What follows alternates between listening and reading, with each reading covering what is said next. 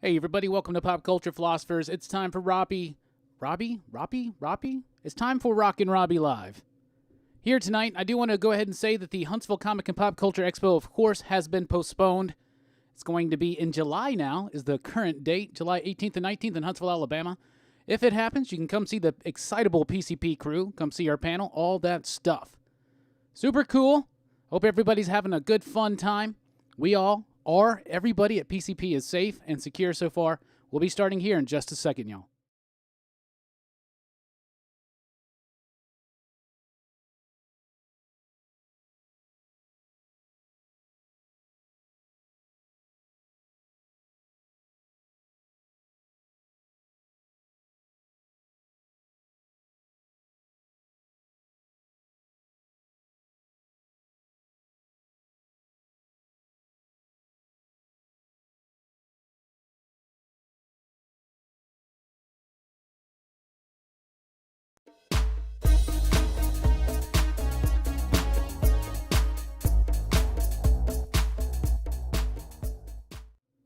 Hey everybody, welcome here to Pop Culture Philosophers. I am Rockin Robbie Billups. This is Rockin Robbie Live. How's everybody doing?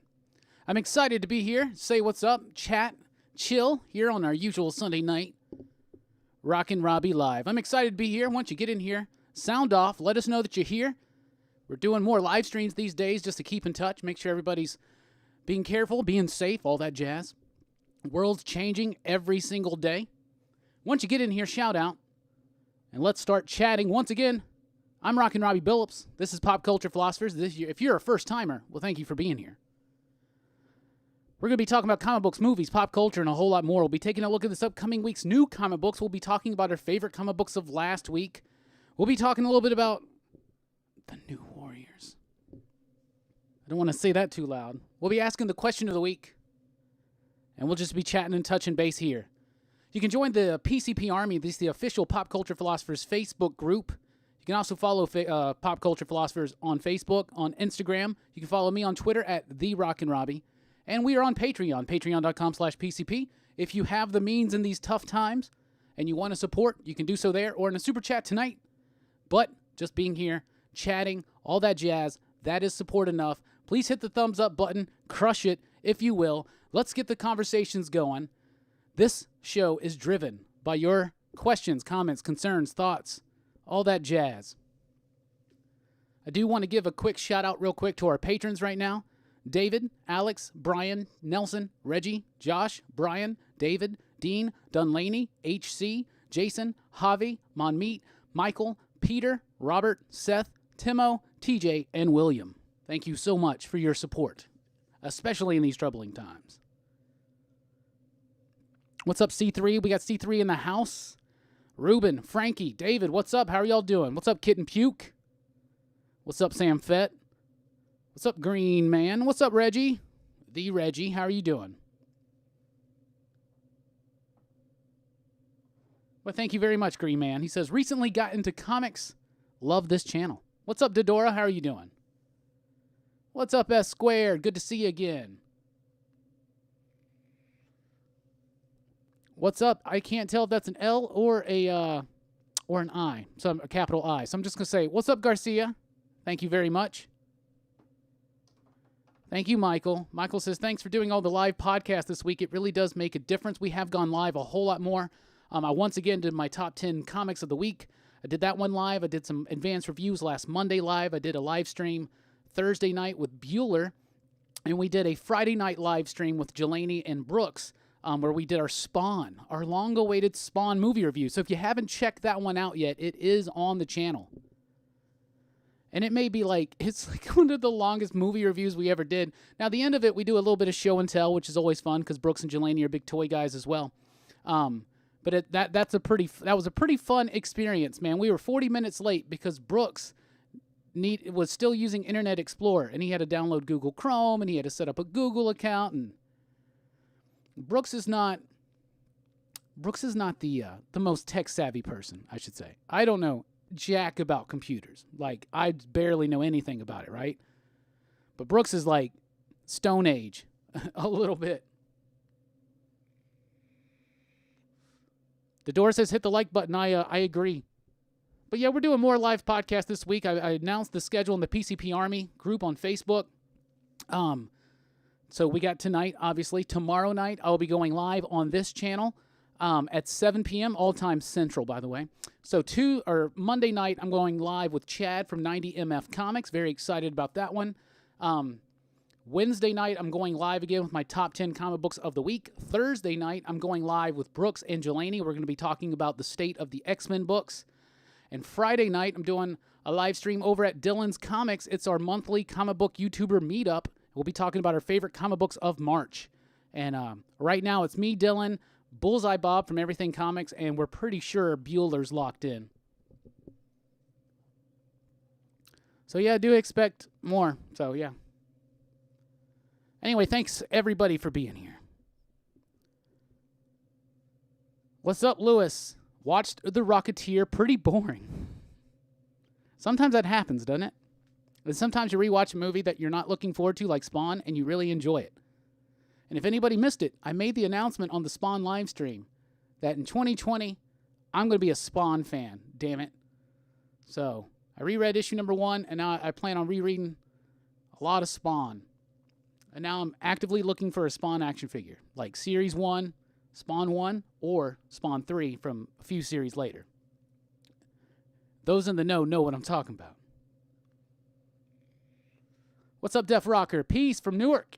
Hell yeah. What's up, John? How are you doing? Thank you very much for enjoying this podcast. What's up, Brett? How are you doing? You have the stoned age. You're right. What's up, Frankie? Have you heard if they're going to still ship out comics like normal? The plan right now is for them to ship comics like normal. In April, some companies won't have any books on the shelves. Vault, Aftershock, they may have 1 or 2. But it seems like, and other companies are staggering out their production now, like Image and Boom. So there'll be less of them coming out over the next few months. But right now, the plan from Diamond is to still trying to go on. Now, obviously, a lot of shops aren't available to be open to the public right now to sell them. But a lot of shops are doing curbside pickup. A lot of shops are doing delivery and shipping. We're doing those things at my shop, so. And, of course, there's always digital. But it's not long until the majority of comic shops are going to be forced to close, I think, in the United States, for sure.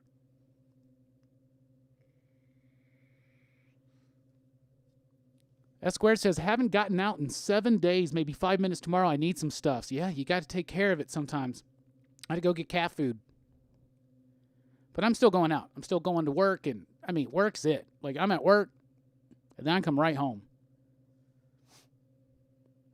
Kid and Puke, our shop has been closed down because of the lockdown. Oh, man, that sucks. I hate to hear that. That really does suck.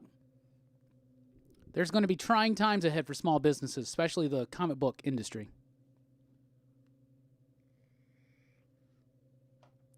Spawn, Todd McFarlane, the most hated man in comics. David Hatch, I would argue that is wrong. But I get what you're saying. But, I never hated Todd McFarlane. I was never the biggest fan of Todd McFarlane. There are things that he does that I really like. When I reread Spawn number 1, I was like, man, some of this looks great. Some of it doesn't. But when I go back and reread old school Jack Kirby stuff, some of it looks great. Most of it does. Some of it, though, they all take the shortcuts, don't they?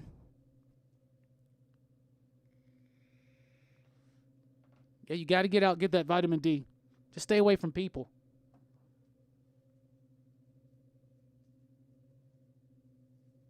All right, it's time for my first 6.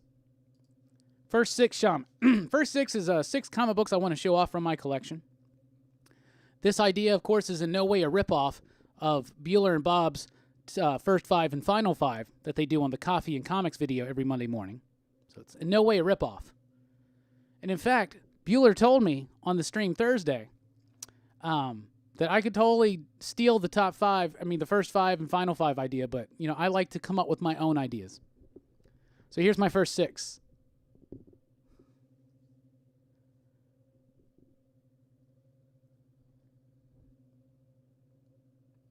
What's up, Christopher?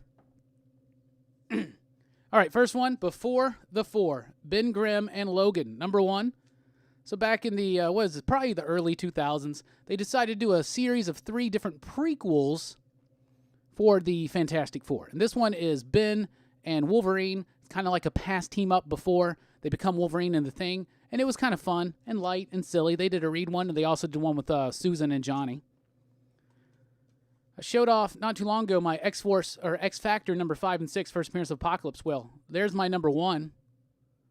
That one is from when I was a kid, a child. I've had this book since I was a kid. That's cool, isn't it? Here's a Werewolf by Night number 1, signed by the writer Paul Jenkins. Marvel in the late 90s, or like mid to late 90s, they had this, they tried to give another go at doing a horror line of comics. So they did Werewolf by Night, they did a few other ones, right?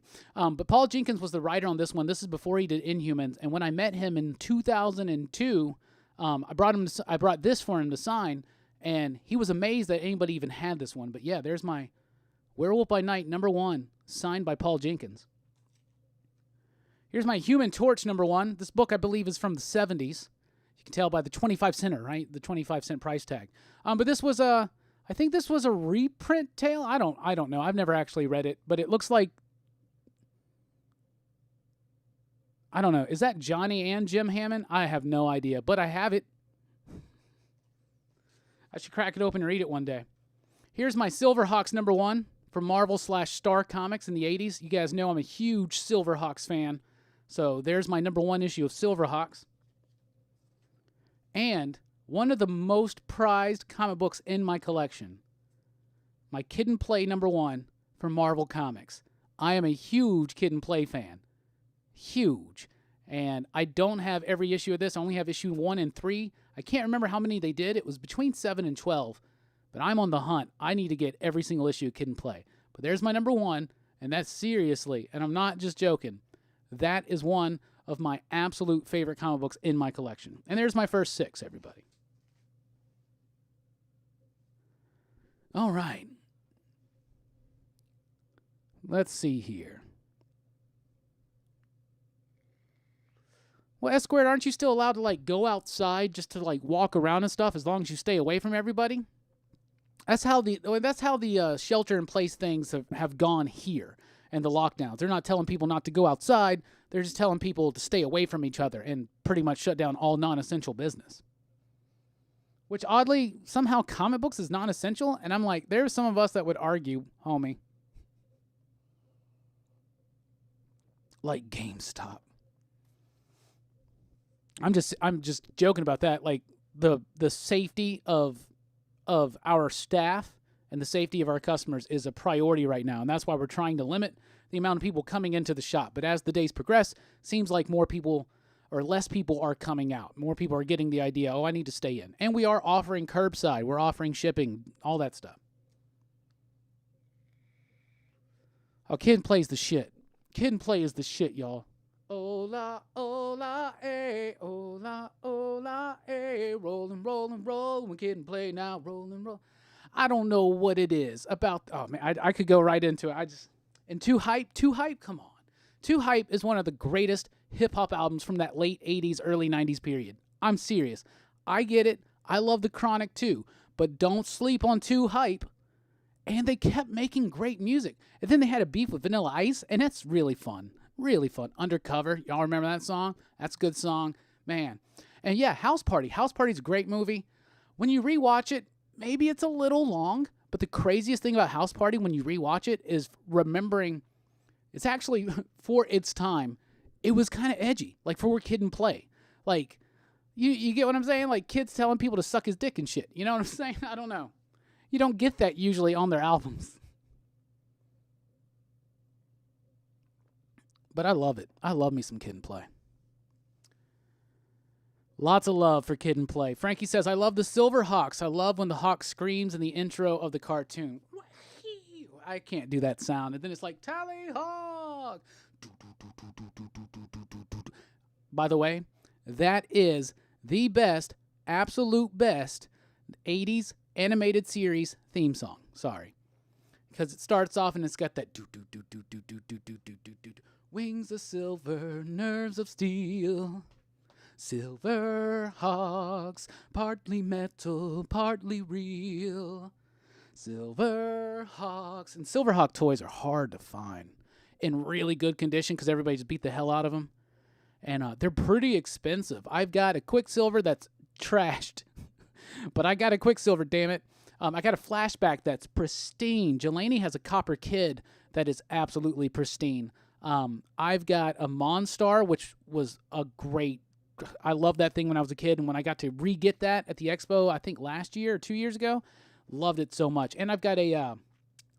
who is the bull dude? That's not Mojo Jojo, is it? Whatever the bull dude is, I got him. The villains are easier to find than the actual Silver Hawks. But definitely would love to get me their ship. Love to get Bluegrass, and I would love to get Steelheart and Steel Wheel? I don't know. I can't remember their names right now. Yeah, and I want to get the Tallyhawk that's like the life-size one. That'd be pretty dope, too. That'd be pretty dope. I just want a full collection of Silverhawks, y'all. Come on.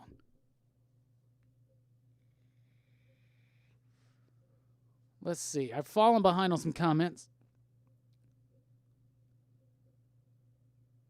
Robbie, I'm not trying to start any political debate. Thank you. There's enough of that going around. But what comic book villain do you think would be a good president? Lex Luthor. He was a great president. Hell yeah. Can anyone recommend some good indie graphic novels or trade paperbacks? Green Man, we talk about that shit all the time. I see some people have let you guys know that, yeah, Lock and Key, Gideon Falls, Ice Cream Man, Something is Killing the Children, The Plot, Wasted Space, Maxwell's Demons, Family Tree. Well, there's no graphic novel for Family Tree yet. God Country, if you haven't read that, it's Donny Cates' indie book that's really great with Jeff Shaw. What else? Oh, my God, come on. Oh, the old school Bendis stuff, Jinx, Torso, Goldfish. Let's see. Hellboy, if you've never read Hellboy, Hellboy's amazing. Madman by Mike Allred, that's great stuff. That's fun stuff. Mage, and I've never read Grendel myself, but like Mage and the Matt Wagner stuff's pretty solid. That's some more old school type stuff. More current, pretty much anything from Vault.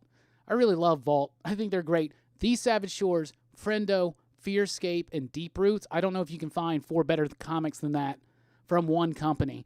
So those are definitely ones to be on the lookout for. There's a whole lot. And if you just, check some of the videos that we've done and and if you're new to the channel, as we progress, and we talk about this shit all the time, some great books.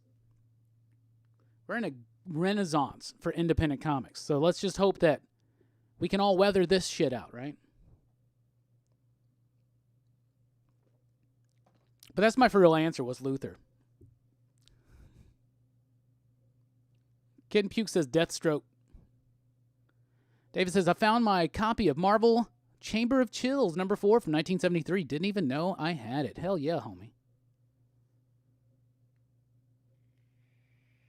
Wow, you need a paper signed on honor by us and just for buying food, urgent work, or urgent. Wow, that's crazy, man. Damn. Square dance rap.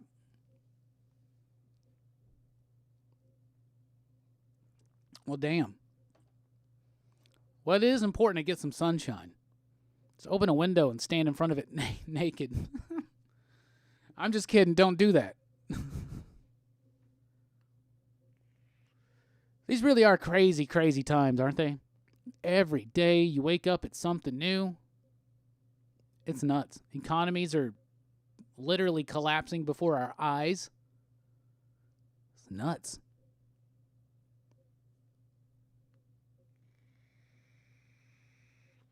Sean says Transformers More Than Meets the Eye is the best theme in their opinion. Okay, I can get that. That's a great song too. Robots in disguise. That's the thing is there's like, I love the beauty of a theme song, and one of the things we do on our podcast, if you notice on most of our podcasts, especially the ones that are like movie or TV based, we always do a section about music, and that's a passion of mine is music, obviously. In fact, not a brand new song, but a song I haven't played here tonight will be played during the break later on. And it's one of my favorites that we've ever done. So music's something that I really, really like, and I love the usage of music out there. Fantastic stuff. In movies and television, theme songs, all that stuff.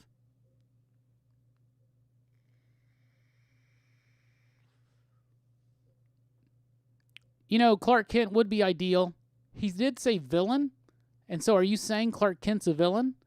As far as which comic book villain should be a president? But Clark Kent would be a great one. In fact, Superman would make an excellent president. In fact, there is an Earth 23, where Superman is president, and it's a great character. What's up, Wolf Warner? How are you doing? What's up, Eddie?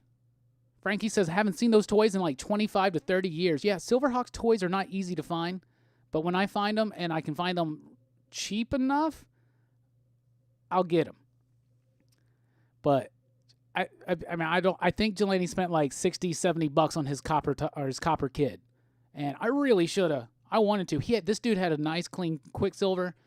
I think it was $80. I wound up getting a beat up Quicksilver, a Tally Hawk separately that goes with him, and the cape, the cloth cape, in pristine condition, by the way, from my homie Chris. The cape was the most expensive part of it, but I managed to piece all that together for less than $20.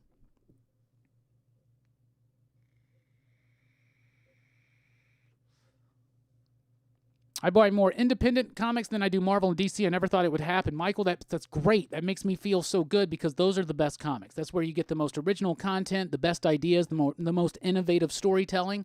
That's where it is. That's where it is, and that's where it blossoms. And I find, in my estimation, people that really stick it out with the comic book industry, people that really stay in as readers and fans.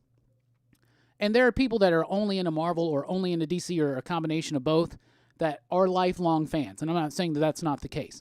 But most people that like actively read their comics and really just love the art and the form, they start with some superhero stuff, and eventually they work their way into getting more and more independent comics because they're just great ideas and innovative storytelling. It's not something you're typically going to get from Marvel or DC because they're corporate, they're mainstream, they think they know what we want, but they really don't, and they just sometimes and it's not the writers and it's not the artists, but to me it's all like the corporate heads. Like, I think there needs to be some massive change sometimes at Marvel and DC because they just sometimes don't seem to know the feel of their own audience. Does that make sense? I'm sure we'll be talking about that a little bit later when I get into my New Warriors discussion, but we're saving that for later. I want to get a little bit more into this beer before I get into that one. Vandal Savage or Ra's al Ghul. Maybe Dr. Doom should be president. John, those would be terrible ideas.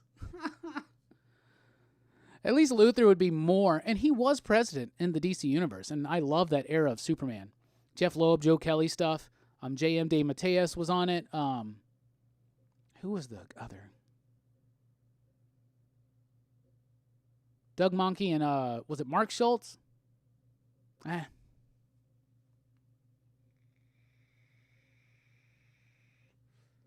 What do you think of Predator, the original screenplay? The original Predator creature is featured on the cover. I have not. Is that a comic book? Aren't they doing that? Isn't that a new comic book coming out? Like Dark Horse is doing this thing now where they're taking the original screenplays because they did the Alien 3 one. The original William Gibson script. I have all of those, but I haven't read them yet. I'm really interested to see how it's different, though. But I haven't checked that. That sounds almost familiar. Is that something new that's about to be coming out? Oh, the X-Men cartoon intro totally counts, and it's totally awesome. And then when you look at those X-Men movies, especially the first two, especially the first one, the score on that film is absolutely amazing. And they utilize some of the thematic elements from the X-Men animated series thing. You know how it goes, right?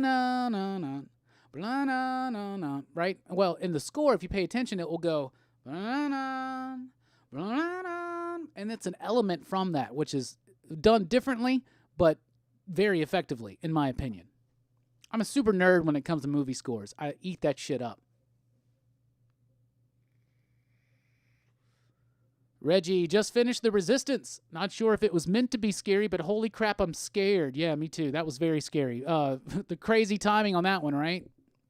That was a very well-done comic book, though, of giving out a lot of information, a lot of new characters, and world building all at the same time. So I'm actually excited. And with the promise of this being 6 issues and not semi-ongoing like Rising Stars was, I think that JMS can actually kind of streamline his vision. I think he works better in short bursts like that. It doesn't work so well for me on the long term. I've never seen Babylon 5. Maybe if they shut us down here in Alabama, and I don't think we're too far away from that. Maybe I'll watch some Babylon 5, but there's a lot of other things to get caught up on. What streaming service is that even on? Is it on a streaming service? Does my man Drewski got a Babylon 5? He might. He's got like Farscape and Stargate and shit. Drew is like the official Pop Culture Philosophers librarian, by the way. He's like our historian librarian guy. If we need a movie, we can holler at him, and if he ain't got it, then we can get it from James Donahoe.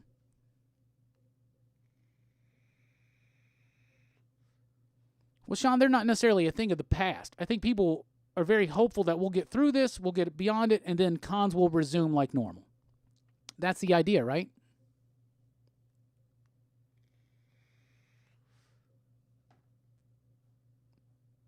Oh, I thought you were talking shit about DC 5G, but you're actually talking about real stuff. Is there a Bizarro Clark Kent villain? Well, I mean, there is a Bizarro Clark Kent because there's a Bizarro, and that is the Bizarro Clark Kent is Bizarro, right? Kingpin for president. There you go. Kitten Puke is bold and does a double hashtag. Hashtag death to the big two. And then hashtag Vault Life. I love me some Vault comics. I got an early look at, 100 Wolves? Haven't read it yet. I got a few advanced reviews to do. May do another live stream somewhere in the future and tackle a few of them. Hey, what's up, Hamburger Basket? Robbie, have you heard any John Carpenter's Lost Themes? And good evening. Good evening to you as well. And yes, I have, and they're amazing. I would like to catch him live. That'd be super cool. I'd like to see Goblin live, too. They've been in my area before, and I've always kind of just missed out. Best tip for a new comic collector. Wow. My best tip for a new comic book collector would be this. The books that you really like, that you pick up. First of all, pick up what looks good to you. Pick up what's enticing to you. And on the things that you like the most out of all of them, pay attention to the writer and the artist, and even the inker and the colorist, and start following some of those guys. A lot of people, when they jump in, they'll follow characters. That's what we all do, right? Like I followed Fantastic Four, I followed Iron Man. That morphed into following Batman, Superman, and Night Thrasher.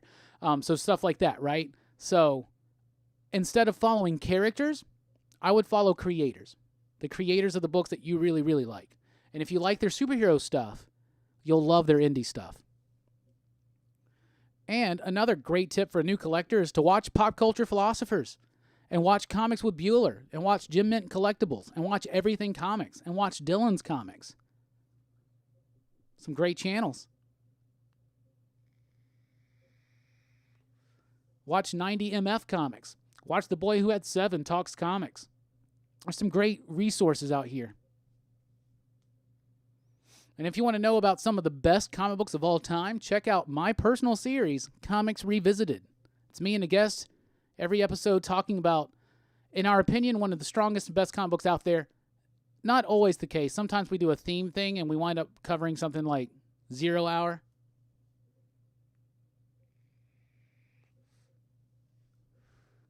Sean, I'll be honest with you about the con thing. I would actually prefer if cons went back to the pre-celeb days. Like, we don't need random zombie from Walking Dead, and we don't need Norman Reedus there, and we don't need, I'm even going to say this, we don't need like 5 Power Rangers necessarily at every con. I want to see more creators. I want to see more comic book stuff. That's why I really like Heroes Con. That's how cons used to be. Now, I do like a big assortment of media guests, because what the media guests do is the media guests will bring outsiders in. Like, a lot of people may want to meet Jason David Frank. I mean, I sure did. I've gone to cons just to go meet him. So media guests are cool, I guess, to get some outsiders. Sometimes I call them muggles.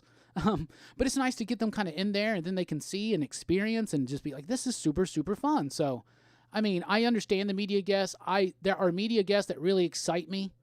And our own con here does a lot of media guests, but I always get more excited about the comic book guests. Yeah, I haven't heard any word on Heroes Con this year, but I don't know. I mean, it all depends on what happens. And it seems to be kind of, I mean, I don't know. There's a piece of me that thinks pretty much everything this summer is going to be canceled, which really, I think we may. I don't think I think the NBA might not come back at all for the rest of the season. I think the MLB season may be scrapped. I don't know. There's a lot of stuff in the air, but I don't think that the MLB would start their season in July or August. You know what I'm saying? Like right now they're hoping for mid-May, but that may not be a possibility. If you look at the numbers, if you look at the projections, it just doesn't seem like too much of a possibility, and that's the thing that's really bothered me. I mean, there's a lot of things that bother you about this. It's scary. It's uncertain, right? So I'm not trying to downplay any of that, but like sports being gone is kind of like a big change in my personal life, especially baseball being gone, and it's a big hole. But thank God for ESPN 8, the Ocho. Anybody been watching the Ocho today? I've been watching the craziest, most random shit, and it's been great. My favorite so far, y'all. Nobody told me that cornholing was so damned exciting. I watched the cornhole tournament last night, like when Ocho first started, because it's the whole day. It's the whole day. In fact, I'm going to try to be out of here at 8:30 Central because the juggle dodge tournament's on. These people are juggling, and people are throwing at them, and they have to dodge the dodgeballs while they're juggling. Is that what? That should be on ESPN every single week. Anyway, I watch the eating competitions. I love eating those. I was watching the Crystal one today, and it was from 2006, and I'm watching it. I'm like, I think I watched this one. Like, back when it first aired. I'm pretty sure I did.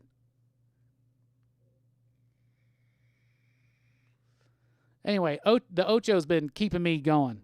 Oh, yes, and NHL. I'm not always the biggest hockey watcher, and this year I was wanting to be a hockey fan, and I was trying to watch more games, and, of course, that's all gone now, too. And the Olympics is this year. I'm a huge Olympic fan. They got a 4-week timeline right now. There's a deadline. In 4 weeks, they got to make a decision. Oh, it's going to be crazy. Oh, God, I love the Olympics. If they don't do the Olympics, I would hope they at least postpone them. Just postpone them like a year. 2021, I don't get back on schedule after that. I know it would be crazy, but it would also be really cool to have the Olympics 2 years in a row. That would be really cool.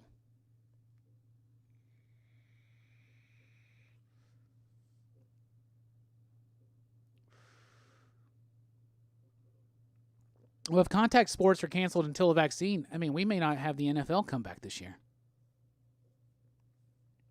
Think about that. That's crazy. Does Vault, Boom Studios, and other indie shirts have shirts available? I know a lot of creators on books like image books. They have their own websites and stuff, so you can do a Google search. Maybe I know that there's Saga T-shirts. I know like there were East to West T-shirts. You know, there was I didn't get the East to West T-shirt, but I got the Manhattan Projects one. Vault does have shirts, and they just had a whole big wave like let out. I got one of their logo, but they got a bunch of shirts out. So those might still be available. Their website, I think, is vaultcomics.com. But I don't know about Boom. They should. They definitely should.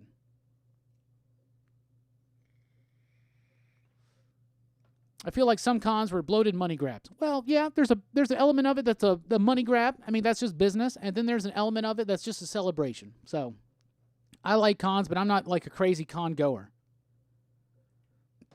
I don't go to like a shit ton of cons or anything like that. I do like pro ping pong. I'd watch it. You're right, John. We do still have WrestleMania, albeit to no crowd. And like right now, they're doing WrestleMania 30 on ESPN. So on Sunday nights now, ESPN is going to be playing old WrestleManias, which I think is neat. Theoretical Pops, are omnibuses a good thing to buy? They're a good thing to buy if you're into them. You know, they're nice. You can get a big chunk of something.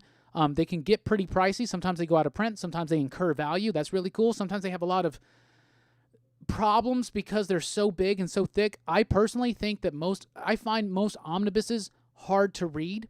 So obviously I'm a floppy collector, but obviously I love my graphic novels and I love hardcovers as well. So I love deluxe hardcovers, things more like this. This is like a Lock and Key one I got recently. I like these. They're big, they're oversized, but they're not as oversized as an omnibus. But then again, omnibuses look really cool when you got a bunch of them all on the shelf. I'm a big fan of the deluxe trade paperback as well. Those like $30 to $40 ones that collect like 18 issues or something. Very, very cool. Thank you very much, Kid and Puke, for the super chat. Much appreciated. I think he's trying to persuade me to get into some Teen Dog Shades talk, but hey, I don't know if you were on the Bueller stream, but I convinced Bueller to do a Teen Dog Shades night with me. How cool is that? And he has an experience. And he talked about it on the video. It's really cool.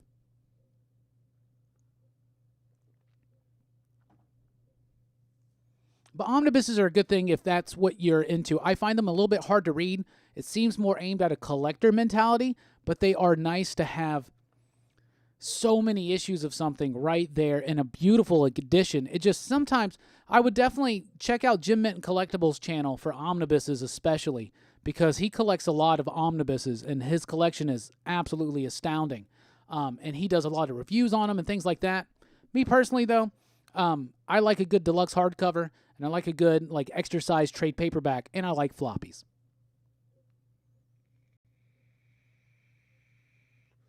Chris, what's up, homie? I bought 2 of the Vault shirts, Friendo and the Vault logo. They are not fit. They are not the fit for me. Definitely made for someone who wants to show off their muscles. A little tight for my physique. Yeah, I've noticed that actually, because I also have a Wasted Space shirt from them, and I have gained some weight over the last year, and I got to work on that. And I'm sure this is going to help my gym close down, right? But there's things you can do in your house. You can just go out and walk sometimes if you.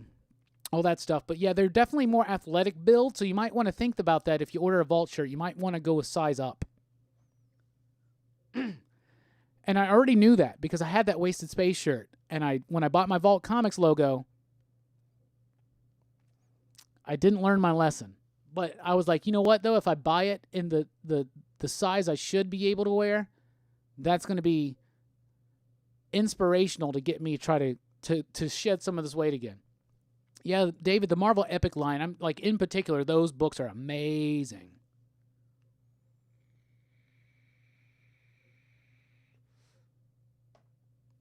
Lewis, anyone else notice how the Resistance has characters that look like actors? I just finished reading it. You know, I was talking to Bullseye Bob about that earlier because he was like, this dude looks like Ed Harris. What the hell? And what's crazy, this is what Mike Deodato Jr. does. Not, he doesn't do it with every single character, but he does it. If you look at his work during the Dark Reign era of Marvel, he totally drew Norman Osborn like Tommy Lee Jones. So this is something that he does. It's just a thing he does. I think he's just like fan casts sometimes. I don't mind it. And what I told Bullseye Bob was, I think it's better than Greg Land, tracing porn. So I don't mind it, but it is, sometimes it can be a little distracting. But I thought that was cool. I was like, that's Ed Harris. God damn it. And that's Harvey Keitel. You crazy. See, Frankie says, don't forget to stretch your spine on your omnibus is very important. See, I wouldn't have known anything like that. But I did notice that Jim put up a video. I mean, I see it in the Jim Mint on his channel, and I see it on the in the group, his Facebook group, Geminites, of which I am a proud member. So join us over there, as well as the PCP Army, though, God damn it. Jim's a member of the PCP Army, just going to say. You may even get to chat with him there. Hey, what's up, Nelson? What's up, Robbie? Long time no see. Speaking of Omnis, I was just stretching the spine on the X-Men Apocalypse the 12 and big damn Sin City. Sin City ones should be a fun reread. The X-Men Apocalypse the 12, I've been wanting to reread that. I sold my issues of that so long ago because they got hyped up for a while there. But it's so bad. It's such a letdown for a story for me. That story had been built up forever and ever and ever, and then the way it just wrapped up so suddenly, I don't know. But I would love to reread it, and I saw that they had an omnibus out, and I was like, oh, that's a big commitment, though, for a book that I don't really like. I wish they put up some deluxe some deluxe trades of it. That'd be cool. Good to see you, though. I know you haven't been available to check out a stream in a while, so it's really cool to see you here, homie. Nelson's one of our top dogs. I was just noticing on my page today, because you made a comment on the weekly pop culture wrap-up, which dropped this morning, in which I talk about a lot of subjects, the news of the week, some new Vault announcements, things like that. You are one of our top people as far as people hearting and liking your comments. You're one of the absolute top people at PCP as far as people liking your comments. Think about that. How cool is that? I know they're starting to work out a badge thing. So I don't know if you can see that, but they're definitely doing that. That's something they're going to start doing on YouTube. You know how they've been doing that on Facebook, where you can get badges, top contributor or whatever the hell.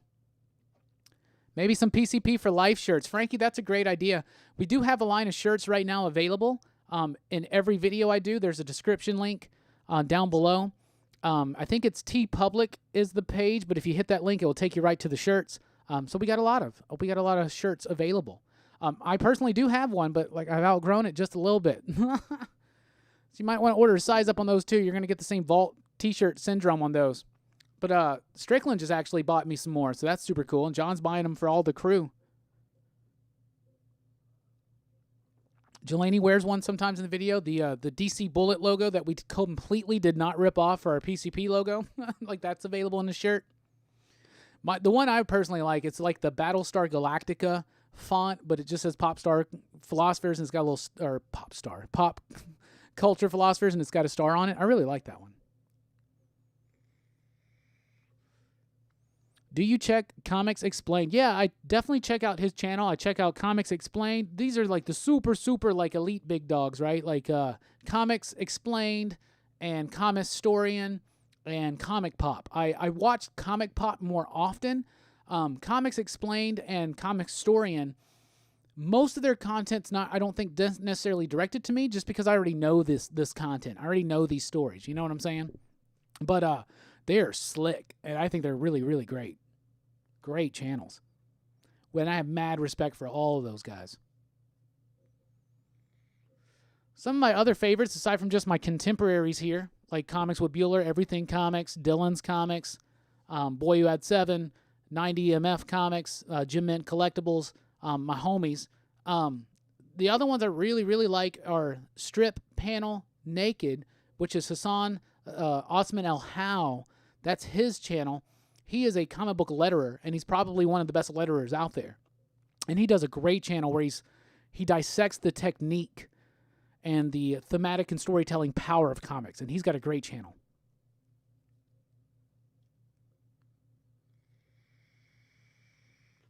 I also like Matt Draper's YouTube channel. Mystery boxes, yes or no? Mystery boxes are okay. They're fun. Bueller and Bob actually just did a video about this. Go to the Comics with Bueller channel after this, obviously. But at some point, go to the Comics with Bueller channel and check out their video they did recently about those. They have a lot of discussion about that. Me personally, I don't do a lot of mystery boxes, but I do think they're fun. I do mystery boxes sometimes with other things like food mystery boxes or just random things like that. So I think they're kind of fun. We do a mystery box at PCP every year at our expo, and eventually it will be, it's available right now on the Patreon page, but it's really too high of a price because I just didn't want to commit to having to do them. But we're going to be bringing that down at some point in the future, maybe after all this kind of settles down and people have a little bit more extra spending money. Speaking of spending money, holy crap, Green Man, thank you so much. Really do appreciate the super chat. It helps keep the dream alive, keep us doing what we're doing. It really, really helps out, and we appreciate that, homie.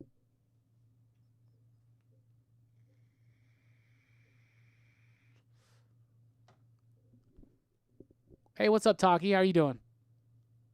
Didn't pop up in your sub list, didn't get any notifications. That sucks. I've been having the same issue lately.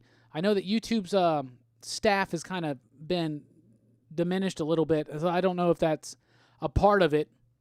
You got the notification bell clicked? Everybody mentions that in their videos, and I never have integrated that into my spiel. You know, your spiel, like, share, subscribe, all that jazz. Click the notification bell. That's an important thing to do, apparently. I've seen a couple Comic Tropes videos.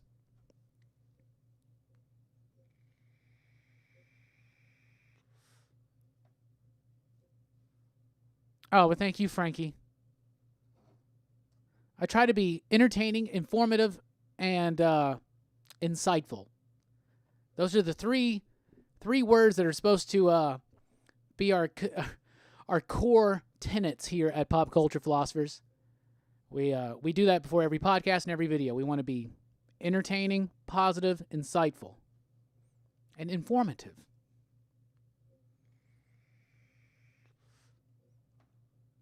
I totally get where you're coming from on Apocalypse the 12. The Omni is a big commitment, but I'm collecting all X-Men, so I mean, if you're doing that, then that's totally appropriate.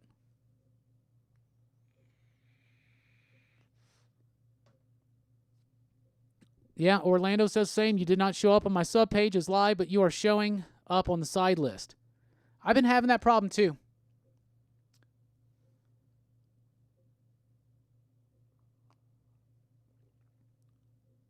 Hey, what's up, God Tank? How are you doing? Hope you're doing fine and being careful and feeling safe. Nelson says, my city declared a state of emergency today, so my shop is closed for at least 2 weeks. They are working on curbside or delivery, so hopefully I'll get my books this week. I hope so, Nelson. We're worried about that too. We're worried about any day now they could be like, y'all going to have to close. And you never know. Still hoping we get that Creamsicle Cat show in 2020. So is he, buddy. So is he. All right, we barely even gotten started tonight, y'all. Holy cow. What was your favorite comic book of last week? What was your pick of the week last week? My pick of the week was Undone by Blood, or The Shadow of a Wanted Man, number 2 from Aftershock Comics. Written by Lonnie Nadler and Zach Thompson, with artwork by Sammy Cavella, coloring by Jason Werdy, lettering by Hassan Osman El Hal. I love this artwork. Look at that layout. Look at the composition. Look at the prison bars. And then on the next page, look at that. A different story going on. Really fun stuff. Great book. I absolutely love it. Undone by Blood, or The Shadow of a Wanted Man. That was my pick of the week. What was your pick of the week? What was your favorite comic book you read last week? If you got to read comics. But that was my favorite. Lots of good books. Last week was a huge week for indie comics. It was fantastic. It was amazing.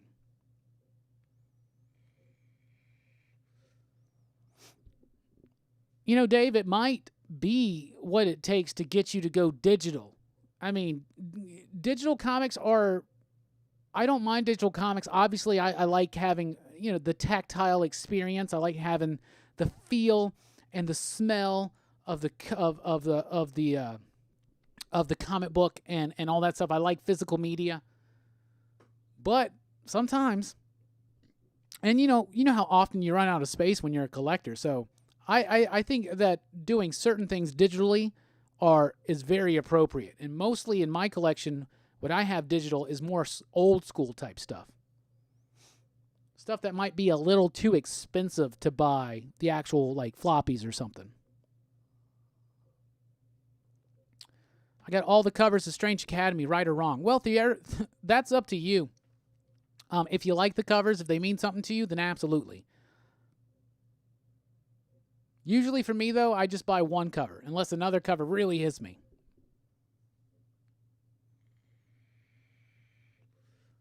Thor 4 and Flash, Sam Fett says for his pick of the week. Not being able to pick out your own books and skip through the pages, that sucks. It does, Frankie, but one thing you can do before you do a curbside pickup or a shipping or something like that, you can go to Comixology. If you go to their page, they'll show you the first 3 pages of every comic book for the most part that releases that week. So that's something decently. That's something that's cool to check out.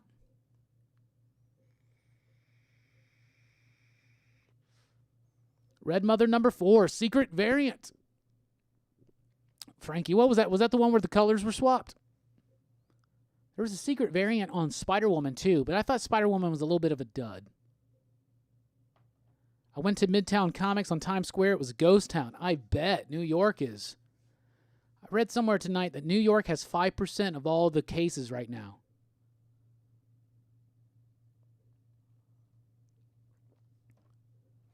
Taki says, I'm going to go with Red Mother. I haven't read Something's Killing the Children yet. Oh, both of them great issues. Orlando says, tied with Archangel 8 and The Resistance. Both were great. AWA's off to a really rockin' start.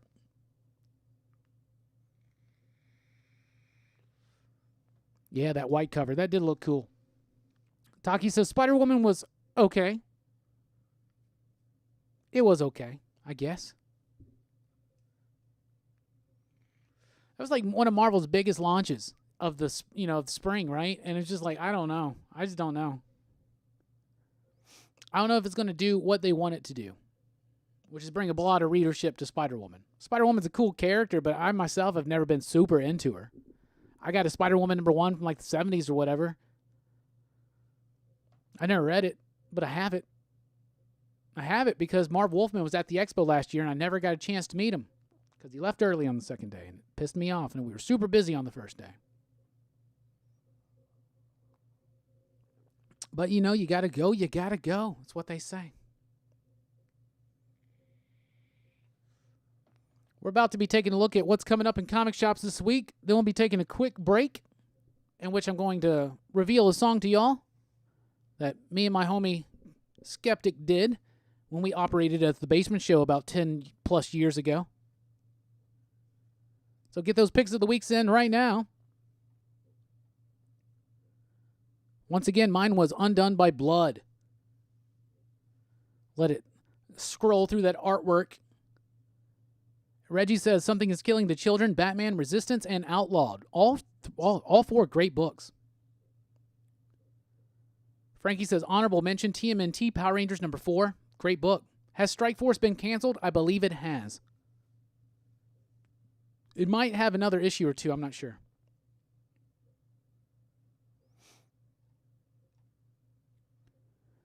Michael says Red Mother #4. Def Rocker says I always like Spider-Woman's suit. Do you like the new one? New one's not too bad. I thought it was decent. Phil Noto on cable. Robbie, what else has he done? Phil Noto, he did the Poe Dameron book recently. Back in the day, he did a book called Beautiful Killer with Jimmy Palmiotti. It's actually cool. One day I'll find my original copies and that I got at Wizard World in 2002. That was weird to say. 2002, and where he signed, and I got an Electra sketch that he did. Really great artist. Really, he did a lot of cover work back in the 2000s. He did some issues here and there of like Birds of Prey and stuff like that, but I really like his artwork. It has morphed and changed in style over the last several years, but a really solid artist, I think. Kid Puke wants to know if there's any gamers in here, because he knows I'm not one.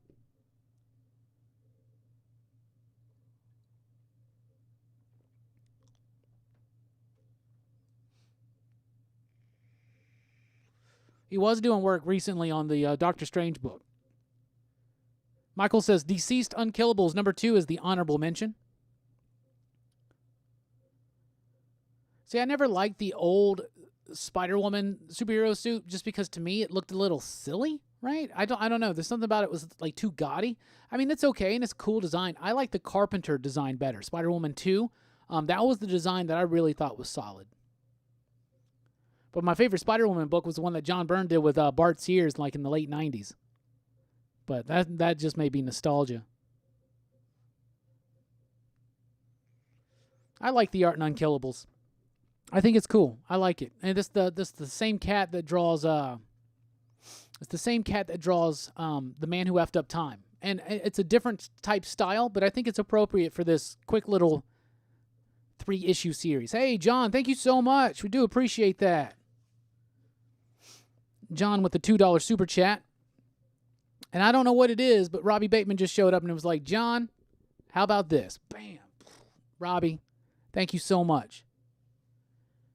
Robbie just hit us with a super chat, an excessive super chat. Thank you, Robbie. He says, what's up, Big Robbie? Good to see you doing well in these crazy times. I hope you're doing well. Social distancing and whatnot. You need anything, you holler at me. We'll ship, curbside, all that jazz. You need anything, you holler at me. But you already know that.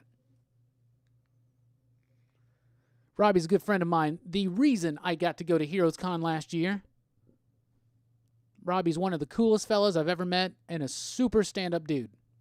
Love that guy. He's a massive Star Wars fan. He loves some old school comics. And it was mutually beneficial for us both to be at Heroes Con with each other because I got to know him. We got to know each other even more. And that was super cool. Us Robbies, we got to stick together, especially us Robbie Bs. Do you know what I'm saying? But after that weekend, he came out of it. I came out of it with a deeper appreciation for hunting keys and rare comics and stuff like that because I was always more of a reader and just, I just get it in trade, whatever, right? And I think he came out of it a big fan of Jack Kirby. Because all I did was rant about Jack Kirby all weekend long.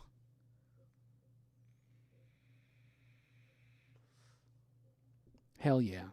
Yeah, Mad Cave's got some great books. My homie Jay Sandlin is the writer of a couple of them. Hellfighter Quinn, which is kind of like a blood sport, Mortal Kombat meets superhero type thing. And Over the Ropes, which is a story set in the 90s world of wrestling. And it's really great. It's a story of desire and following a dream no matter what, right?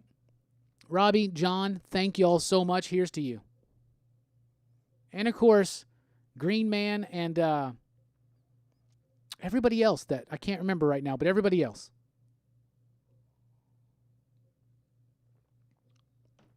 Whatever happened to Artist Van Sciver? He's still out there. That's right, David. Way to go, John and Robbie. And this Robbie, right? Come on. Just kidding.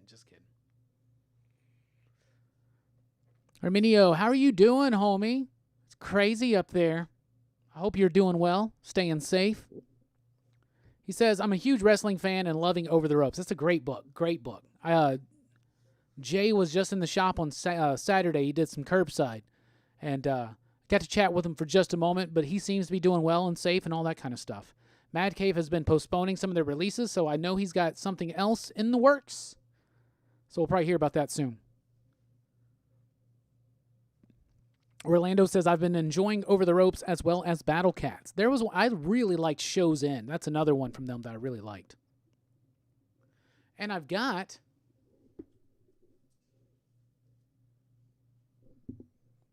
Well, we'll just use those for show and tell later. I got a copy of Stargazer #1 right here, which is a new one from Mad Cave, debuting not too long from now. I think it's gotten delayed. Maybe I don't know if I don't remember if Mad Cave is. I think they may have delayed some shipments or something too. But yeah, Stargazer. It's got the same artist as Weird from Dark Horse Comics with Kurt Pyers. So Antonio Fuso. Cleveland is the writer. I believe he was the writer of Show's End, which I really liked. So I'm excited to check this out and do an advanced review. And it's cool to get a physical copy. I love early looks at comics, but they're all digital. So when I get like an actual physical copy, I get so damned excited. Jay Sandlin has a good podcast too. Yes, he does. You can follow him on Twitter. He's all over the place. He's got a heavy social presence, social media presence. Really liked it. Yeah, Orlando, I saw that Mad Cave starting a fund to help out comic book retailers. They want to try to get 100K. They got 10K last I checked.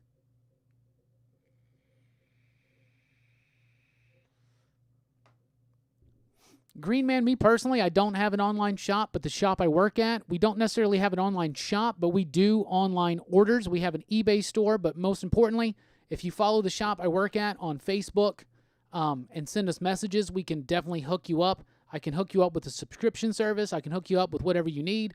The shop is called Deep Comics and Games. It's in Huntsville, Alabama. We have a Facebook page. That's where we do the majority of our stuff. You can also email us at thedeepcomics@yahoo.com if you need anything or want to set anything up. We'll be happy to send you books.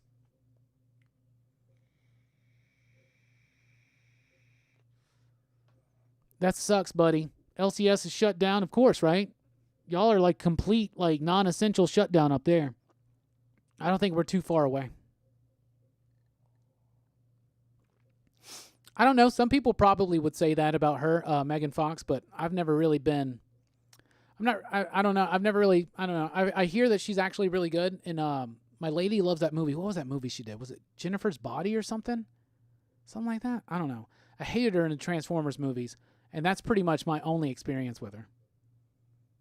As far as being a foxy lady, I don't know. I'll leave that up for you to decide. I already have a foxy lady in my life. That's the only one I pay attention to. Hey, Robbie, do you know a band called Within Temptation? They had a comic called Unforgiven that came out, and I can't find it. I'm not familiar with either the comic or the band. Hey, what's up, Jay Strick? Jonathan Strickland in the hizzy. What's up, Kirby B? I work at an indie bookstore, and we're expecting to shut down this week. Yeah, I don't know how much longer it's going to be for us, but we'll see, right? All right, y'all, we're about to take a look at what's coming up this week in new comics. And then we'll be taking a quick break, and we'll be coming off for the second half of the show. I was hoping to wrap up by 8:30 so I could watch that Dodge Juggle thing, but I have ESPN Plus. Maybe I'll be able to check it out.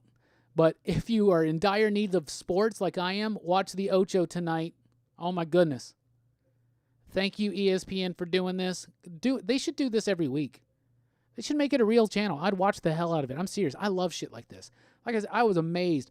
I was legitimately getting into the cornhole tournament and the Tetris tournament. They were intense as hell. So what's coming up in comic shops this week? Let's take a look. We'll start with Dark Horse. Because comic shops are still the comics are still coming out. Whether or not we can have access to them, that's a little bit different. But like I said, a lot of shops are doing shipping, curbside pickup, things like that. So definitely ask your LCS what they're doing. Hidden Society number 2. Didn't really like issue number 1 so much. Probably going to skip that one. But that cover looks sharp right there. Stranger Things Into the Fire number 3.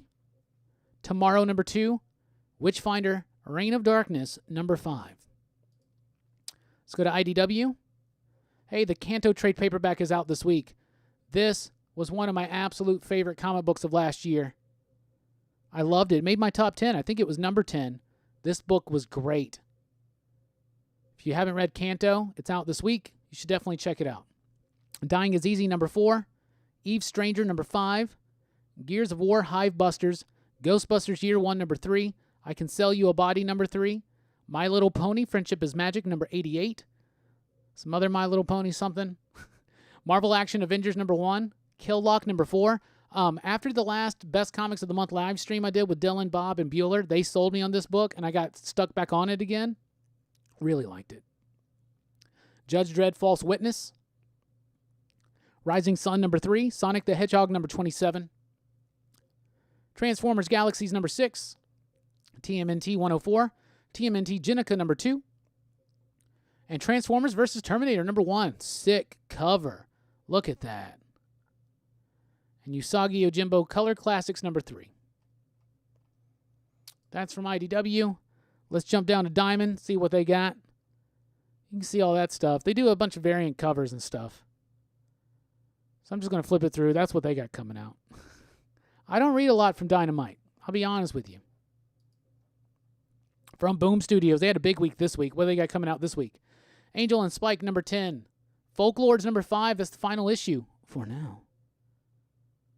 The new heavy metal book, Y2KO, which is a graphic novel sequel. That book was cool, the first one, so I'm excited about that one. Dark Crystal, Age of Resistance, number 7.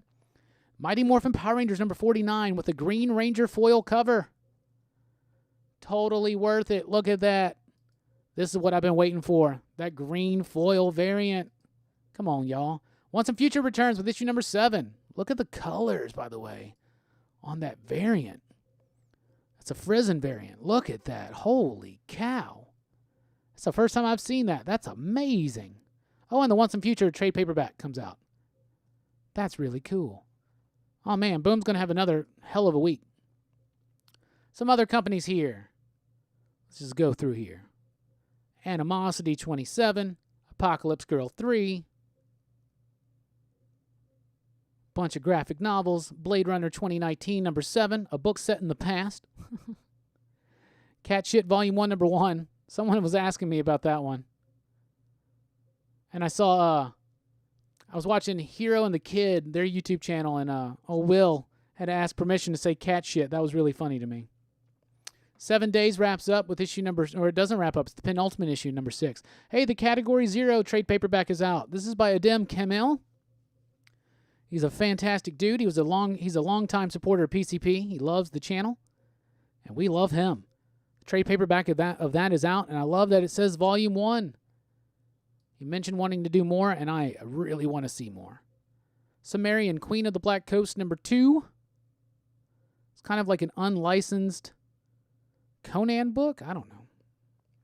Conspiracy Alien Abductions one-shot. Man, I don't read Xenoscope, but come on. Are they trying to get me, like, hooked into something? It's just a one-shot. Dead End Kids comes out in trade paperback. Edgar Allan Poe, Snifter of Terror, number 6. Final issue of Season 2. The Fuhrer and the Tramp from Source Point Press. God Killers, number 2. The Gutter Magic trade paperback. That's by Rich Douek. If you like Road of Bones and excited about Sea of Sorrows, that's a really cool one. That book will be continuing soon, too.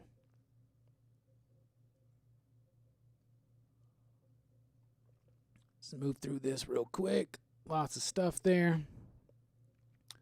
Omni, number 6. No One's Rose, number 1. I did an advanced review for this on the channel, so definitely check that out. Another new one from Vault. Punchline, number 10. Quantum and Woody, number 3. Rick and Morty, number 60. Savage Bastards, number 2. Seance Room, number 4. Shang, number 1 is a new one from Zenoscope. Shoplifters Will Be Liquidated, number 5. Lots of stuff there, you see. Let's go to Image. We got the Coffin Bound trade paperback finally coming out this week. This book was absolutely fire. If you like Sandman, this is like a more sleazy, grindy version of the Sandman. This book was really cool. Look, it even says Mad Max Fury Road meets Neil Gaiman's Sandman in this full-throttle grindhouse fantasy epic. Dan Waters is a member of the White Noise crew. He was the writer of Deep Roots. He writes Lucifer right now. He wrote, what was the Image one he did? Anyway, really great writer, really good dude. Really cool book, challenging book. Analog returns with issue number 10. Crowded, number 12. Hey, look, we got a Die t-shirt. Death or Glory, number 10. Heart Attack, number 5. Philadelphia, number 5. An Ice Cream Man t-shirt. Look at that. Lazarus Risen, number 4. Lucy Claire, Redemption, number 4. Monsters 27. Old Guard, Force Multiplied, number 4. On the Stump, number 2. Sex Criminals, 28. Protector, number 3. Rat Queens, number 21. Let's look at DC. Action Comics, 1021. Amethyst, number 2. Hell yeah. Basket Full of Heads, number 6. The penultimate issue. Batgirl, number 45. Second print of Batman 90. Batman Beyond 42. Batman Curse of the White Knight, number 8. That's the final issue. I'm excited about that. Batman Superman, number 8. The Compendium of DMZ start. They're making a movie soon, or a TV show or something. That's a great book by Brian Wood. Books of Magic, number 18. Far Sector, number 5. Flash, number 72. 752, my bad. One of the Giants from Beyond the Unknown. That's going to be really cool and have some wacky stories in it. Justice League Dark, 21. John Constantine, Hellblazer, number 5. The Last God, number 6. Legion of Superheroes, number 5. Red Hood Outlaw, number 44.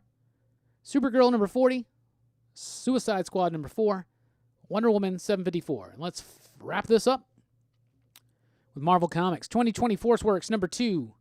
Amazing Spider-Man, 42. Black Panther, 22. Falcon and Winter Soldier, number 2. Fantastic Four, Marvel Snapshots. I'm excited about that because Evan Dorkin's doing it. How cool is that? Giant Size X-Men, number 1. Nightcrawler. Hellions, number 1. The new X-Men book starts this week. This is going to spin a little bit out from some stuff left dangling from Fallen Angels, but it will have its own significant voice. I'm not really super excited about this team, but it's Zeb Wells, and I'll check it out. Immortal Hulk, number 33, with another fire Alex Ross cover.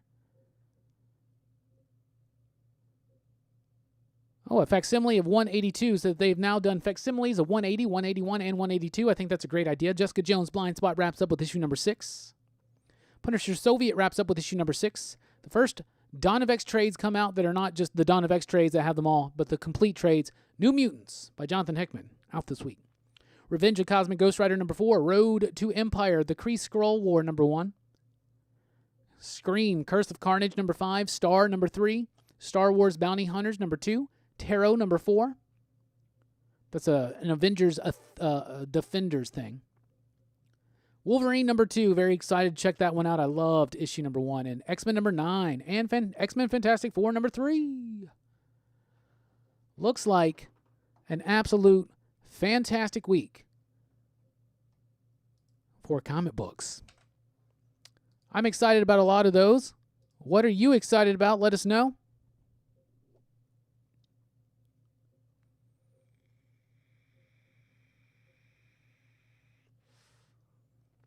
Let's see here. Oh, I missed a lot. Tom the Fish loves dynamite.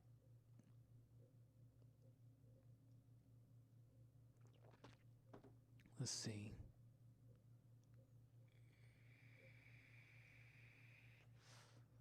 Some love for Zenoscope. Fallen Angels was a mini. It was only 6 issues, yes. I'm probably going to reread it soon just to check it out. Like I said, me, Jelani, and Brooks are actually doing a live stream this Thursday night. You'll find me, Jelani, and Brooks. All 3 of those pictures, by the way, taken by Mike the Voice Matthews, member of the Excitable PCP crew.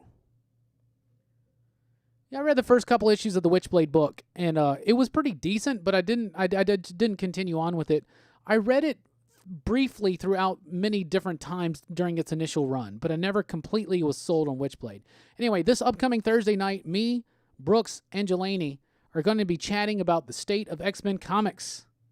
We'll be covering it all, asking all the tough questions. Are there too many X-Men books? Which ones are the best ones? Which ones are necessary? Which ones suck? Which ones are garbage? We'll be talking about all that stuff. So I hope you join us because we want to have a nice, fun, spoiler-filled conversation. So there you go.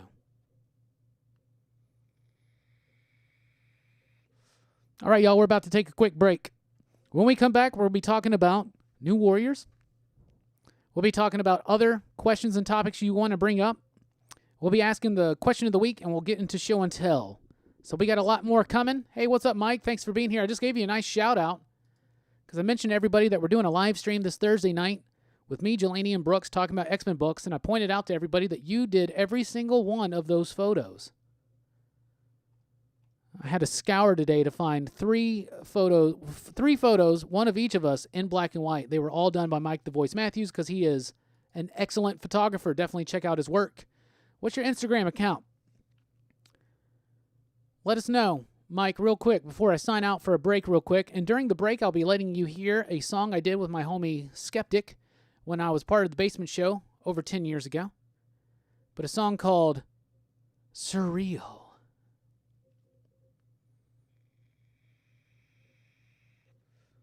Frankie says, there are way too many X books out there right now, so you don't buy any. Well, we're going to be addressing that Thursday night on the live stream. Mike says his Instagram page is Mike06. Definitely something to check out. I'm not even kidding. Mike is a hell of a photographer. Like I said, look how good he made all of us look. He even made Brooks look super hardcore there. Anyway, thank you everybody for being here. We're not done. We got more coming on. More coming on. It's not surreal. It's surreal. So, as I leave you on this break, I'll point out again, you can follow the PCP Army at Facebook. That's our official Pop Culture Philosophers Facebook group. Facebook also is the home of Pop Culture Philosophers. We're there. We're on Instagram. You can find podcasts and more at popculturephilosophers.com. You can support us over at patreon.com/PCP, like these cool cats right here. And you can follow me on Twitter, personally, at the Rockin Robbie. We'll be right back here. Pay attention. This song's called Surreal. Surreal. Surreal. We'll be right back, y'all.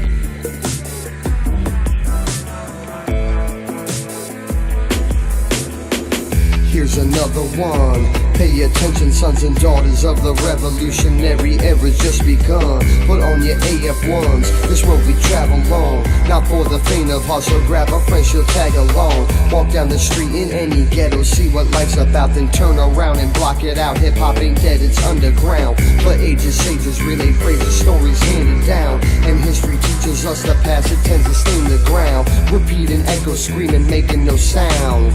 Distorted ripples trip as time slows down. Wake me when it's over, cause I need to sleep now. These visions kinda blurry, man, my head's in the clouds. Some people think that's it, what life's all about. Ignore the truth, it's fucking crazy, lights out. But still they walk around and round and round about. They high off ignorance and drunk off doubt. Surreal, sometimes this life is living in paradise, yeah. And it must be nice. I'm tired of all the shadows, so we fight the night. So real, sometimes this life is. You're living in paradise, yeah. And it must be nice. I'm tired of all the shadows, so we fight the night. The vision of the last days, the mass craves alongside the fast lanes. The past came, it divided and it conquered, like Lexington and Concord. Crushed all in its weight, now it's moving steady onward. Back all the days of black and white simplicity. Can trust what I say, based solely on integrity. Basement show, relaying the foundation. We making hip-hop safe for future generations. Your rappers are liable to keep music tribal, with beats from the soul and lyrics so vital. We find the line holes, taking over radio, reply on the bio. Just turn off that video, listen to their sound. They don't respect your dreams, we bring them to the ground. We take away the wings, the headed gold is battled on. And when it falls, we'll travel on a journey that may take eons. Just don't help us grab a song. So real, sometimes this life is. You're living in paradise, yeah. And it must be nice. I'm tired of all the shadows, so we fight the night. So real, sometimes this life is. You're living in paradise, yeah. And it must be nice. I'm tired of all the shadows, so we fight the night. This mental block's got me confused about the purpose. The reason why I even try and spit these verses. I'm broke as fuck, ran out of luck too long ago to surface. This underground inhabitant wreaks havoc on my nerves, bitch. Frontal lobotomy rewired me half-heartedly. So I retardedly did ponder this philosophy. Indulge in self and chase that paper's what they tell me. No need for thought, brainwashing with the telly. Fulfilling dreams is not my purpose, it's my enemy. I'm just a sheep, I need release from the powers that be. Then I awoke as if reviving it. Autopsy stared at Gali Salvador and realized this life's a metaphor. For what I don't know doesn't matter to me anymore. This surreal life, so one we're given unresponsible for. So real life, this is so real life. So real life, this is so real life. So real, sometimes this life is. Living in paradise, yeah. And it must be nice. I'm tired of all the shadows, so we fight the night. So real, sometimes this life is. You're living in paradise, yeah. And it must be nice. I'm tired of all the shadows, so we fight the night. So real, sometimes this life is. You're living in paradise, yeah. And it must be nice. I'm tired of all the shadows, so we fight the night.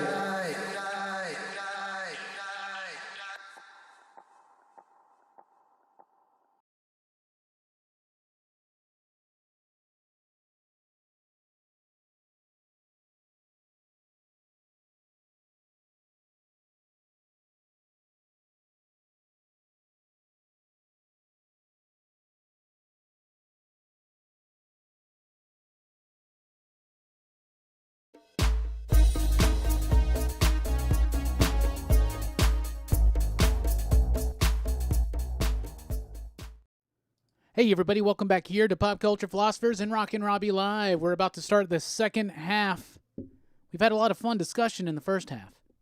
But this is the second half. Thank you for joining us. I hope you enjoyed the song, and on the break, I hope everybody's coming back.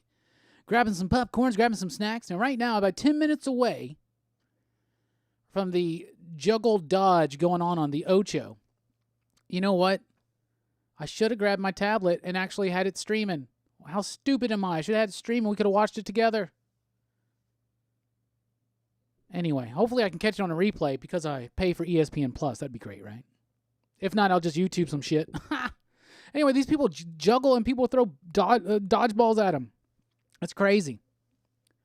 What's up, Two Gun Pedro? Pew, pew, pew, pew, pew, pew, pew, pew, pew, pew, pew. Because you can multi-fire with two guns, right? We're going to be getting into some fun discussion in the second half and doing a little bit of show and tell as well. And you've already seen my first 6. Now you'll see my final 9 at the end of the show. I do want to point out to everybody, you can join the PCP Army, the official Pop Culture Philosophers Facebook group. Pop Culture Philosophers is also on Facebook and Instagram. You can follow me personally on Twitter at the Rockin Robbie. You can support us on patreon.com/PCP. All that jazz and more. I do want to give a big shout out to our current patrons right now. David, Alex, Brian, Nelson, Reggie, Josh, Brian, David, Dean, Dunlaney, HC, Jason, Have, Monmeet, Michael, Peter, Robert, Seth, Timo, TJ, and William. I know Hamburger Basket. I think I'm going to miss it tonight. But I want to watch it. Hopefully I can watch a replay. I tell you what, one day of ESPN Ocho is not enough during this especially. We need a lot more. I want to see more. I watched Cherry Pit Spitting today. I watched Stupid Robot Fighting was kind of dumb to me. I don't know. That was kind of dumb. What else? I fell asleep watching Axe Throwing. That was really cool. That was late last night. They went all day with it. Man, I watched the Bratwurst eating contest. I watched the crystal eating contest. Oh, I love that shit, y'all. John, I think lawn darts are outlawed. I do want to appreciate everybody for being here and checking us out. Please hit that thumbs up button. Let everybody know that this is the dopest place to be on. Oh, Westworld is on. Okay, y'all. I'll just be quiet, but you can watch that on demand. Anyway, you can also watch this on demand as well. You can always catch us on the replay. Dodora says, hit that like button, y'all. Yeah. I've never watched Westworld. I hear it's really good. Just haven't had the time yet. Finally finished His Dark Materials. Really liked it. Yes, Hamburger Basket. It was all on ESPN2, and it's going until midnight Eastern tonight. So it's continuing all day. The most absurd, random, near sports out there. That's what ESPN 8 is all about. ESPN 8, the Ocho, it's from Dodgeball, the movie. You remember? And they do it usually like on August 8th or something like that. 8/8. But we need more. We need more. But I love shit like that. Super fun. I'm not even kidding, y'all. The Cornhole tournament and the Tetris tournament watching the Tetris tournament gave me anxiety because these people are on like crazy ass levels and they were just like masters. Holy shit. I don't even know how that can. I don't even know. I don't even get it. I don't even get it. They did stacking competitions. I didn't get to see the one today, but I've seen that before. And it's always fun. I love the Ocho. It may seem broy, but I'm just a big ESPN guy. I'll be honest with you. But I am turning into Fox Sports too, just because I love Skip Bayless and I love Shannon. I love Undisputed so much.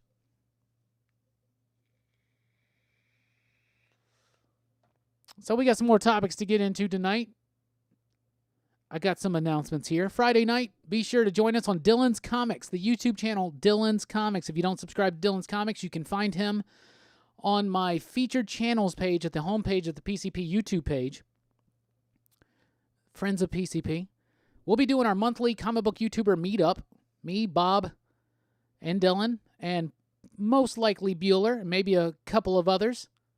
We'll be talking about our favorite comic books of March. That will be Friday night, 8 p.m. Central. We got PCP Live coming up on Thursday. Me, Brooks, and Jelani going live to chat about the current state of the X-Men books, which ones we love, which ones we hate, which ones we think are just mediocre. I'll give you a hint. Brooks is probably going to like all of them because he just thinks everything's okay. And are y'all ready for this?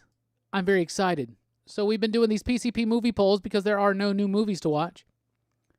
So we've been doing these polls in the PCP Army, and one of the number one reason why you want to be in the PCP Army is just because you're part of the PCP Army, and that's like the dopest thing ever, right? But also because you can participate in these polls where you actually get to choose which comic book we cover in Comics Revisited. You get to put your voice in on what movie we review. We did the Spawn movie review as part of a PCP Army poll, so that is live on the channel right now. You can check it out. We did that one live because we are here at PCP practicing our social distancing. I have not addressed the issue of the actual podcast yet, so we'll see what happens. Maybe I can get the guys to do the podcast live here on YouTube, and then I can cut together the podcast to put on iTunes from that. Maybe. So we did another poll in the PCP Army, and we let it run the whole week, and it wrapped up this morning. And the choices were, what movie out of these should we watch and review? Blank Man, The Shadow, Sky High, Meteor Man, The Mask, or Street Fighter? And I am proud to say that after a year of trying to get it done, it happened, y'all. PCP Army unite in a landslide victory. Street Fighter won. So yes, be paying attention. Probably maybe next Monday. I don't know. We'll have to see because Brooks has to get a copy of it to rewatch. But we're going to get to watch Street Fighter starring Jean-Claude Van Damme and Raul Julia. And I am so damned excited, y'all. So, to recap, Friday night, Best Comics of the Month live stream. Me, Bullseye Bob from Everything Comics, Comics with Bueller, and Dylan's Comics. On Dylan's Comics channel, we'll be talking about our favorite comic books of the month. The day before, on Thursday, me, Jelani, and Brooks are going to be talking about X-Men Comics live here with you on the channel. And Street Fighter, we're going to watch it, we're going to review it, and we're going to do it live. Or we're not going to watch it live, but we're going to review it live. Y'all get what I'm saying? Come on. John, and I just want to point out once again, I know Westworld's on. I know the dodgeball juggle thing's on. I want to watch it too. So I thank you for being here. Get your voices heard. Bring in some questions and comments. This is what drives the show, is your questions. John says, Robbie, you probably have already discussed this, and I'm sorry if I'm bringing up a dead subject. Do you think we will ever get another Justice League movie or Henry Cavill as Superman? Quick answer, no. Long answer, we're definitely not going to get another Justice League movie set in the world of the current state of the DCEU or whatever. That's over. That's done. That's done. That's out. That's out. Wonder Woman's operating on their own thing. Aquaman's operating on their own thing. Flash should be operating on its own thing. We will get another Superman movie one day. It's going to be a different dude. It sucks, but it's going to be a different dude. I would love for Henry Cavill to come back. I thought he did a great job with Superman, but I never thought that he actually got to do it fully. Do you know what I'm saying? So I'm afraid that Henry is going to be remembered as a lackluster Superman, but it's not because he didn't have the chops to do it, but it's because the movies didn't have the vehicle for it. Does that make sense? But they should not do another Justice League movie after that one. I'm serious. More complicated answer, we will get another Justice League movie, but it's not going to be in this iteration. Now, it is going to be, let's say, Wonder Woman and Aquaman were both successes. Shazam was a success, right? So let's just say Wonder Woman 2, Aquaman 2, Shazam 2, let's say they're successful. Now we got the danger. I think by the time that happens, the time that they would be willing to do another Justice League movie, I think the time would be past for Henry Cavill to want to come back and do it. It sucks though, because I thought he did an excellent job 2 of those 3 movies that he got to appear in. I mean, hopefully, I don't know how many people have been here for the previous 5 years, But I am a huge fan of Batman versus Superman. I love that movie. I love that movie. Man of Steel's pretty good. So I like that one. I hate Justice League. I hate it so much. But anyway, so that's my thoughts on that. I think that the time for Henry Cavill to be Superman is done. I think it's done. I don't think I would like to see one more with him, but I mean, how many more times can you reboot Superman? You know, I mean, indefinitely, obviously, but we got to make it relevant. You got to make it. You got to make this. This is what I'm saying. The Superman movie has got to hit like the Superman movie hit back in '78 or whatever the hell it was. The Superman movie's got to hit like the Matrix hit in '99. The Superman movie needs to be that kind of movie. And we haven't had that movie since '78, as far as Superman goes. Now, I have unpopular opinions about Superman movies. I love Superman Returns. I love Batman versus Superman. But I will 100% say that they've never lived up to the public's idea of Superman. And a Superman movie needs to be the biggest thing. But Superman's hard to do in the comic books, to be honest with you. Superman's a difficult character to do. So maybe that's a part of it. Henry Cavill was a great actor. I think the time has passed. I think we got to let this sit for a minute. Do your Wonder Woman movie. Do your Aquaman movie. Do your Shazam movie. Do your Batman movie. And then make another attempt at Superman. But let's try to do it. I think if you want to make a Superman movie and I have to say, the obvious choice would say, like, do it with the John Byrne approach. Like, make him a little bit more grounded, a little bit more down to earth, make it a little bit more accessible, make it a little bit more grounded in reality. But at this point, I think we need something that reaches so far beyond that to make this movie hit. And I would love to have a Superman movie hit like that first Superman movie hit by Richard Donner with Christopher Reeve. And I would love to have a Superman movie hit like that. To do that, I think you got to go Grant Morrison. I'm serious as hell. Embrace the absurdity of Superman, of his world, of the sci-fi concepts of it. Embrace the ridiculousness of it. Embrace the overpowered nature of it. Embrace it and do something truly unique and bold. Now, I'm not saying Grant Morrison should write the new Superman movie. I don't know about that. I think it would get too weird, right? I would love to see that, but most people I don't think would. But I think you got to embrace that explosive nature that really celebrates the absurdity of Superman. And also enhances and elevates the mythological importance of the character. And that's something that I think that they did in Batman versus Superman. I think they hit it, but maybe they hit the nail a little too... They just hit it too much right there, right? And it sounds like a weird thing to say, but it's a very appropriate thing to say. They hit the hammer on the nail too hard on BVS because they went so far into the Christ metaphor that they literally killed Superman. Death, birth, and death and burial and resurrection, right? So I get that, but to be honest, that's a very pedestrian and elementary take on the mythological significance of Superman. For me, that's just me. I think we need to look at more solar god figures. We need to look more towards the Jesus analogy. It works, and it seems like it would work for a Western audience, but I think other influences work for an American and Western audience. I think you could really jam in some Osiris myth. I think you can jam in some Apollo type stuff. I think you can jam in a lot of sun god stuff. It doesn't always have to be Messiah. It has to be the sun gods, sacrificial lambs. They all tie in together. I feel like this is a Teen Dog Shades night at this point. They all tie in together with the idea of the sacrificial god, right? The sacrificial lamb. He who sacrifices him. It's the hero's journey to a T, right?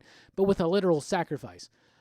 They just hit the nail too close on the head there, but you definitely got to lean into the more mythological significance outside of just the Christ parallel, I think. But what do I know? If they put me in charge of Superman movie, the villain would be Brainiac. Lex Luthor would be one of the main supporting characters. Luthor would be the main villain eventually. Luthor will always be there. Luthor should be in every single Superman movie. He should. But I want to see a movie where Brainiac is the threat. Luthor teams up with Brainiac. It goes wrong. He has to team up with Superman. Some shit like that. But the way Superman needs to be approached, you got to pay attention. Look at All-Star Superman. Look at how Frank Quitely does his pages. Sometimes under the direction of Grant Morrison, sometimes of his own will. But every time you see Superman, you're below him. Sometimes the sun is behind him. Mythological significance, by the way. Sometimes the sun is behind him. He's something otherworldly. He's coming down. We're looking up at him. He's big. He's huge. That's what we need out of a Superman movie. We need to take this idea. We need to make it bold, and we need to make it fresh, and we need to make it work. How? We got to do what The Matrix did. You got to do what The Matrix did. The Matrix hit so hard at such a crucial moment in its time.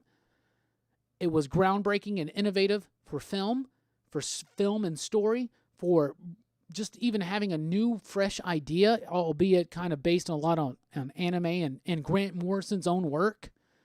So we know, Warner Brothers, that Grant Morrison's ideas can work in a massive way in a massive time of social upheaval and change. We're approaching that, y'all. Now is the time to make a Grant Morrison-y, mythologically based, but not so much just with the Christ parallel, but going outside of that and going into all of the messianic and sun god type figures and bringing that idea of Superman that's in All-Star Superman to cinematic audiences. Now's the time. Boom. Next subject. That was veering on Teen Dog shades.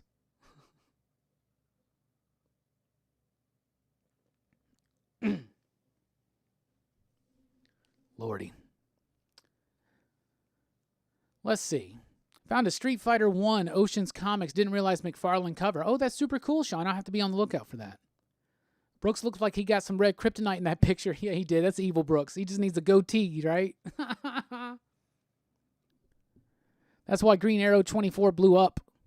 John Diggle will become Jon Stewart in the new HBO series. Oh, I hope not. Diggle was the best character in that show, though. And I would say that Arrow was really good for 2 seasons. I'll give it that. Flash managed only 1, but Arrow managed 2, so I'll give it that. But even those 2 seasons were shaky as hell. You know what I'm saying?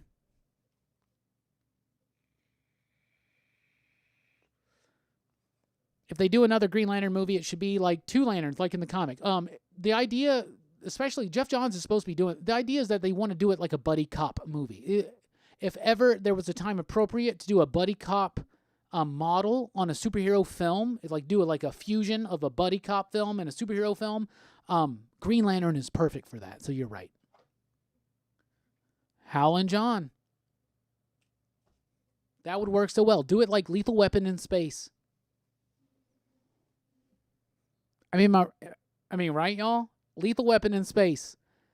By the way, Jeff Johns, you know where he really kind of got his start and push? Interning for Richard Donner, who directed all 4 of the Lethal Weapon movies. So I think Jeff Johns knows what to do with this film.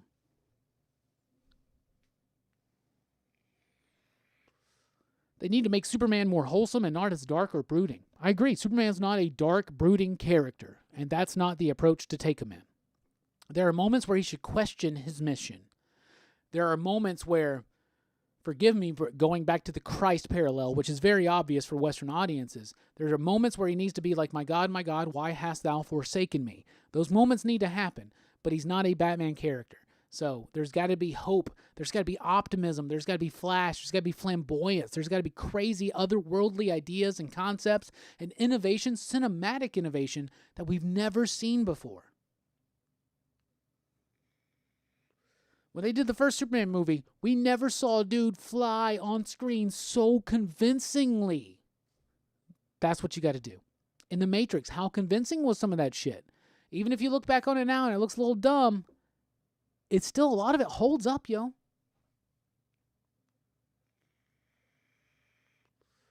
Yeah, you do, LOL. I still remember your reaction walking out of the theater. Mike, I'm so far off my topics, I don't know what we're talking about right now. What movie? Batman versus Superman? Was that the one you're talking about? What are you talking about? Justice League? What are you talking about? Can't wait for Black Adam. Yeah. Black Adam shouldn't have his own movie, though. I love The Rock, but if The Rock wants to do his own movie, he should have played Shazam. Black Adam should be the villain in a Shazam movie. Or a Justice League movie. Or a Superman movie. I don't care. I don't know about Black Adam having his own movie. It's got to be an origin piece. Shazam 1 was a modest success. If Shazam 2 has success as well, now we're trying to basically, but here's the problem. We're Scorpion Kinging it. We're relying now on doing a spin-off origin for a villain. And in this case, Shazam has the added disbenefit of not having Black Adam appear in the second film. At least Scorpion King showed up in Mummy 2, Mummy Returns. Mummy and Mummy Returns are badass. I don't care what you say. This all might be cut together as a big DC movie rant. I like this. John, you started this. Thank you so much. I feel like I owe you $2 now.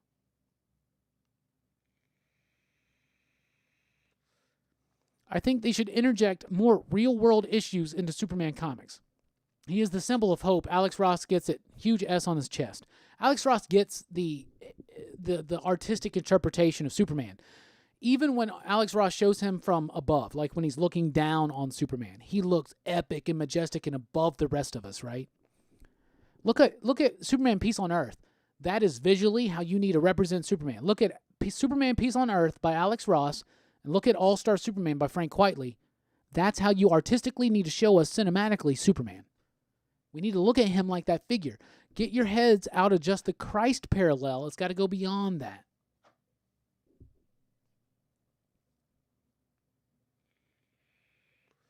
Real-world issues for Superman.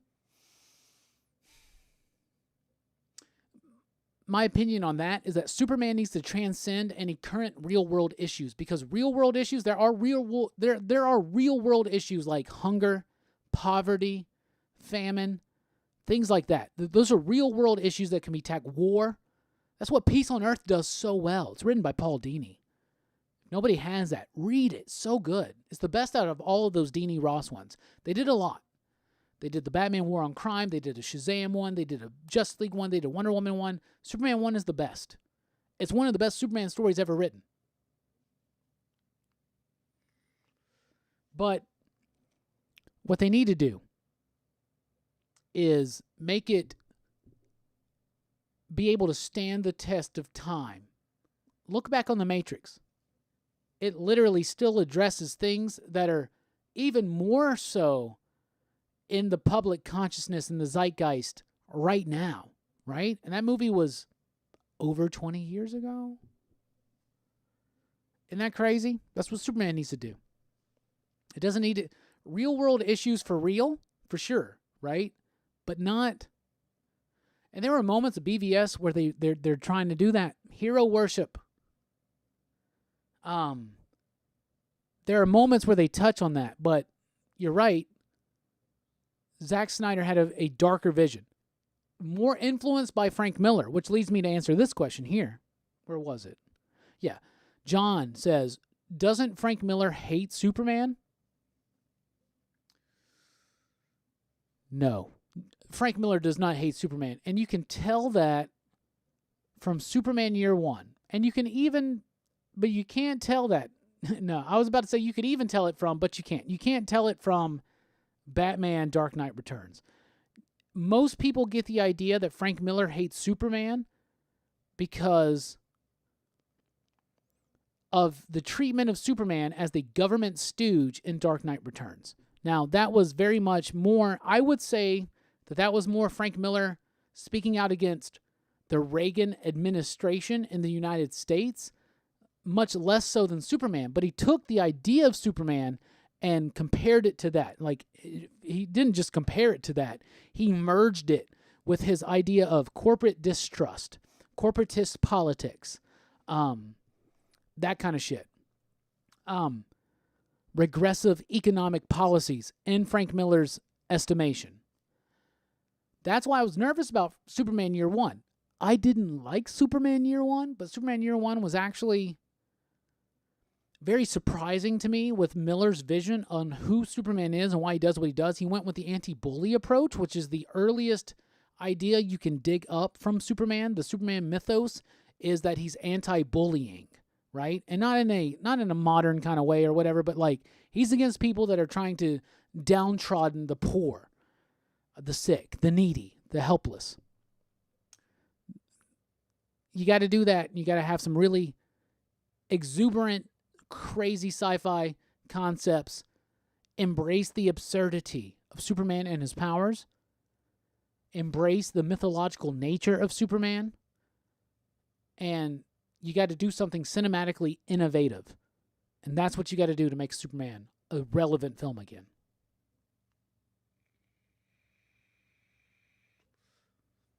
And as far as Flash goes, fuck the idea of doing Flashpoint. They do not need to do Flashpoint. Just make a good Flash movie. Ezra Miller can do it. Just do it. You don't need to make it super timey-wimey, but make it really cool.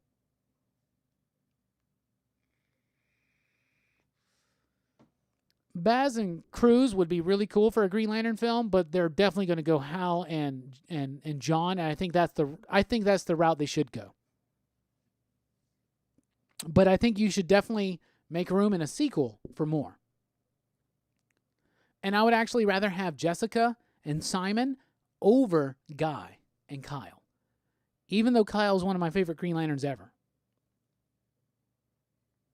I think Kyle's a character that works better for comics in the 90s and not so well for comics today or for cinematic audience.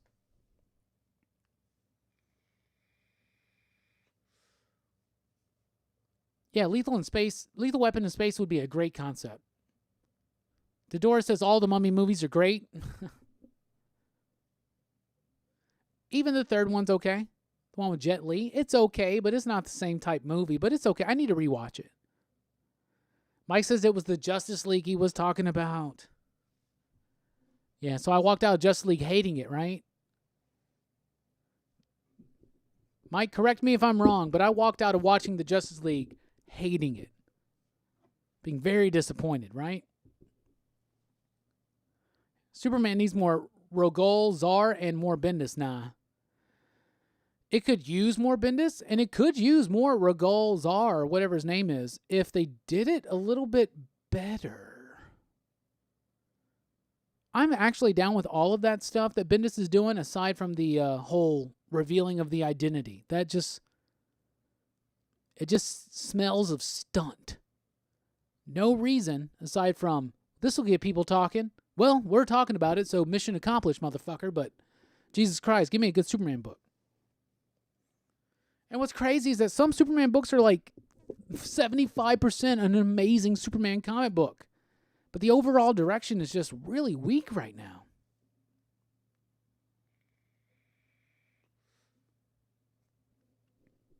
I don't think even if he touches on real-world issues, he should ever completely solve them, but lead into helping humanity do it. Yes, and that's the biggest thing about the sun gods and the messianic figures.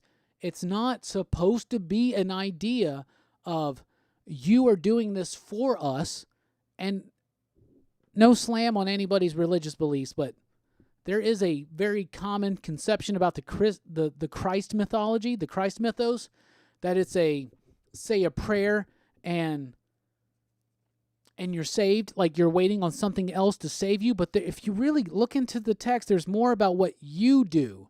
And what you do is take care of one another. And that's what Superman needs to be about. And he should definitely inspire more than he solves. Because Superman cannot solve everything. And that's why I recommend that Superman Peace on Earth book so much by Paul Dini and Alex Ross, because it tackles that. He's trying to tackle world hunger and world peace. He's trying to tackle these big, giant issues that Superman cannot solve. And Reggie with the super chat, Reggie, you go too far, you do too much. Thank you, though, for going too far and doing too much. Because sometimes this world needs people that go too far and too much. I'm not just talking about super chats here on the channel. I'm talking about Superman. I'm talking about what we're doing right now.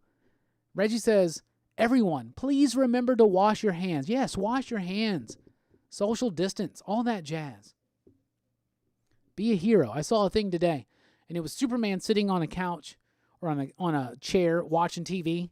He was probably watching the Ocho. But he was doing all that, and somebody was coming in, and someone was like, aren't you supposed to be out saving the world, doing something about all this? He goes, I am doing what I'm supposed to do. So y'all, stay at home, wash your hands, pay attention. We all have loved ones that are elderly, that have underlying conditions. This is a serious thing, y'all. Anyway, Reggie, thank you so much. I'm about to get to the end of the DC rant. This was not even planned, so John, thank you so much for spawning this off.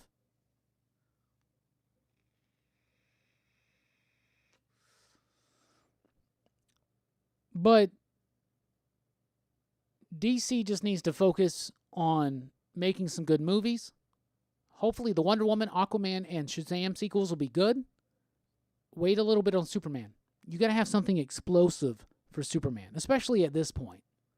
Maybe Man of Steel or Superman Returns could have cut it at the time, but they didn't work necessarily. In hindsight, they didn't work. So don't do a Superman movie until you're ready to make another Matrix. Do you get what I'm saying? Obviously they're making another Matrix, but you know what I'm saying? Like, until you're ready to make another movie like Star Wars or The Matrix, another game-changing type thing. That's what I want Superman to be that game-changing moment. Until then, though, keep doing focused movies in on every character. I'm really excited for this Matt Reeves Batman movie with Robert Pattinson. I'm getting really hype about it, to be honest with y'all. I'm excited for the sequels of all the other ones. And I'm really excited for an idea of a lethal weapon in space Green Lantern, and that's what you need to do.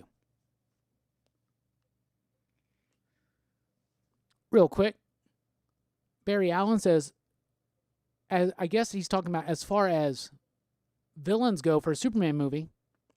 He says Starro, Brainiac, Metallo, Bizarro, Mixie. Those would all work. Mixie I don't think would work so much for a film. I love Mixie Spitalik, but I don't think it's going to work. I think Brainiac's the way to go. Brainiac.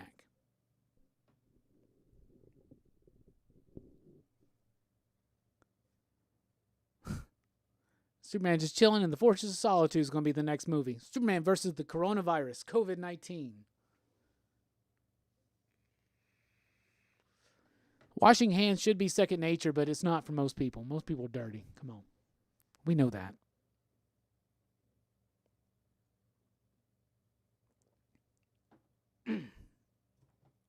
All right, y'all.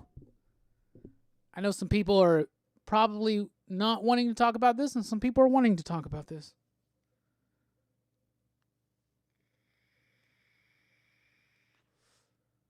So let's talk about it. New Warriors.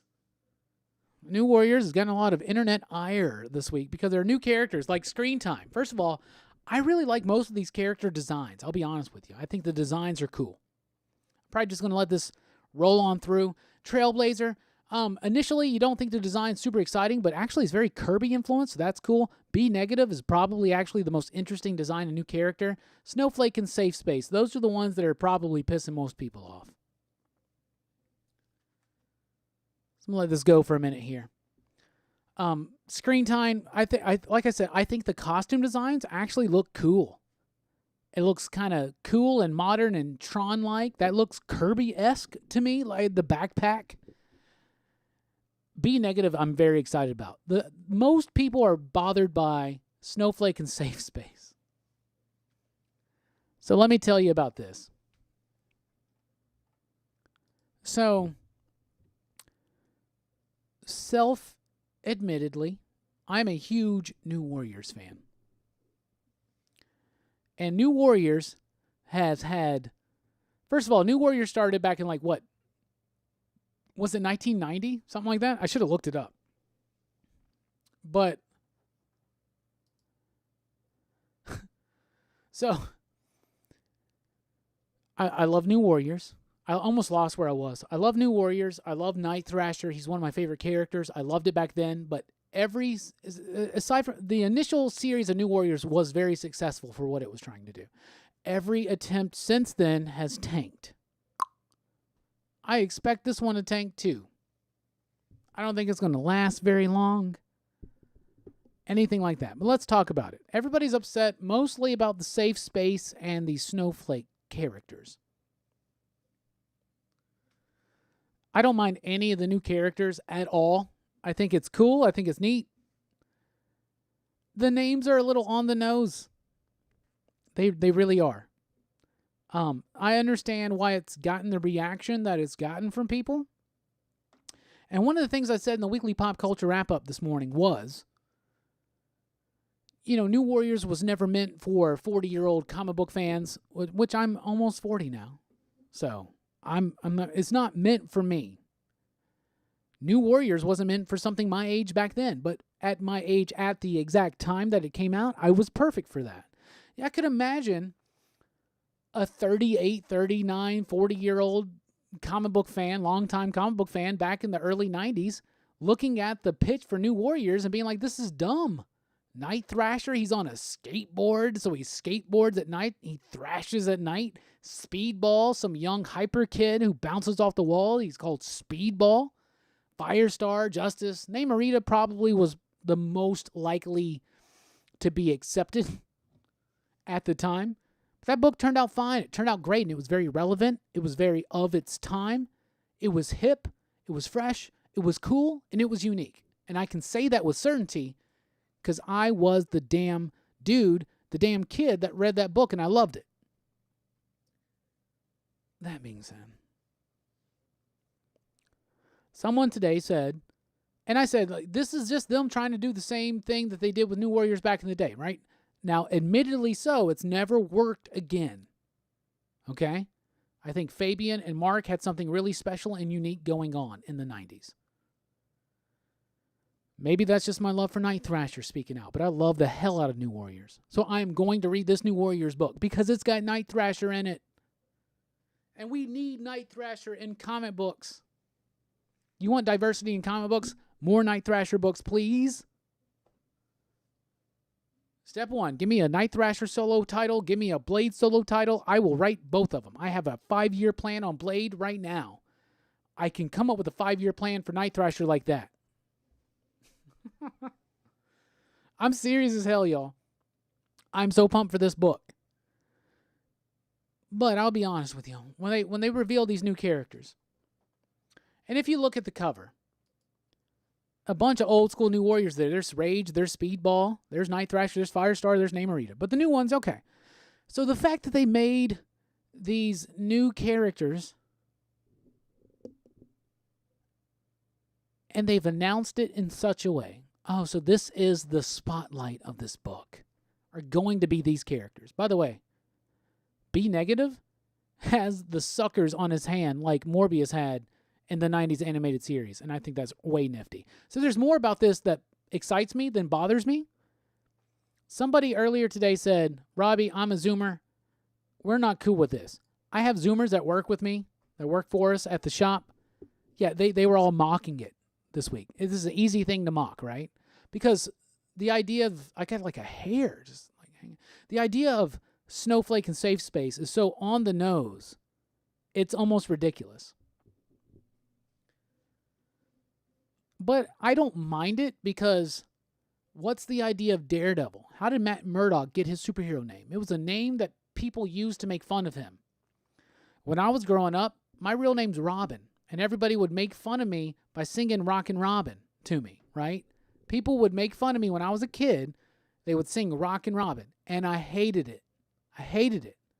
Anytime someone mentioned that song or said Rockin' Robin or Rockin' Robbie, I hated it. And then one day in high school and middle school, I just decided I'll embrace it. That's what Daredevil did, right? Matt Murdock took the name that people used to bully him, and he owned it. There are instances in culture where that happens, where a derogatory term becomes a term of ownership from a certain group of people, right? So I actually understand why these characters would take the name Snowflake and Safe House. I myself in my personal life have used the term snowflake in a reversed type manner, if that makes sense. I've been called a snowflake. I've been called an SJW, all that jazz.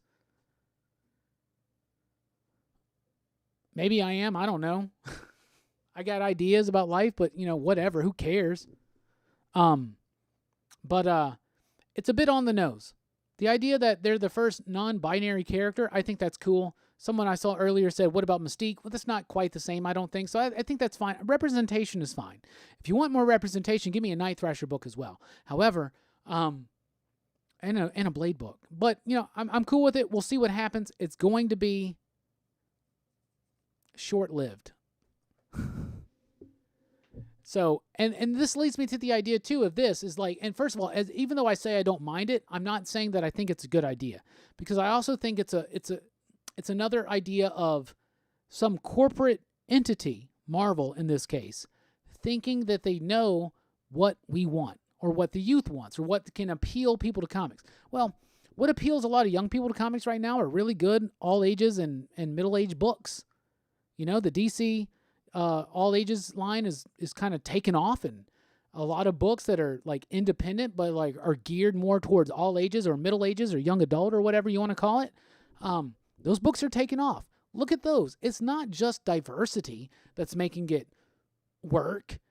So it's got to go beyond that. It's got to be compelling. It's got to be cool, and I got to see it. So I'm going to read it. I'm going to hold my judgment till then. I think it's a little on the nose. I think it's a little obvious that the reaction by the majority of fans was going to be negative about this. But at the same time, hell yeah, let's do it. Why not, right?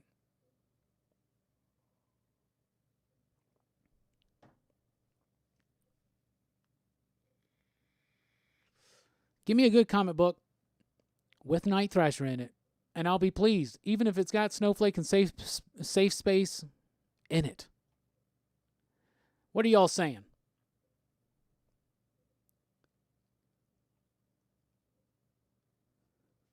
Was this just a troll CG? Maybe. I find Snowflake and Safe Space amusing. Still going to check out the series overall. I'm right there with you, Kirby B. Tom the Fish says, fuck CG, but why make a whole comic to mock them? Well, hopefully that's not the whole point of the comic. If that's the whole point of the comic, it's going to be trash. Because it's going to be obvious. But if it's just great characters, we'll see. Sorry, these characters are whack. They may be. We'll see what happens. I'm just going to get on it because everyone is hating on it. Yeah, it's going to make it probably spike up, right? I will grab it as a reflection of this odd time we are in. At first, I thought it was a joke, but I agree with what you said earlier. It targets towards younger people. And even though it is targeted towards younger people, it may be misguided in its targeting. But I just hope we get a good book. Hey, if you're going to tank, swing for the fences. I like that.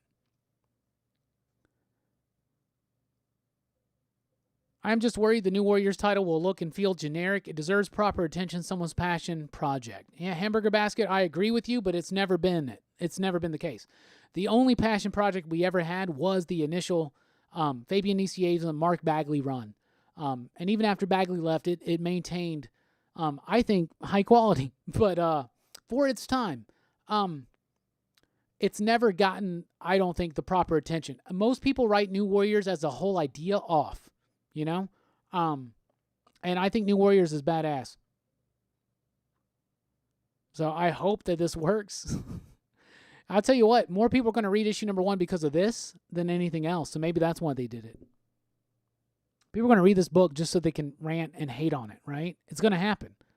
So they're probably actually going to wind up selling more comics this way. Maybe because of all the shutdowns, right? But they're gonna probably wind up the more people are aware of this book now because of that than before.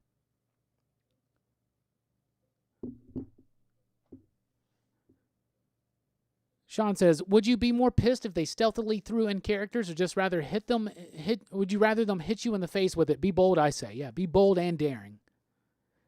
Reggie says, to be fair, negative reactions have been coming on all sides. I don't mind, though. Just make the book as dope as possible. Reggie, a very balanced way to say it.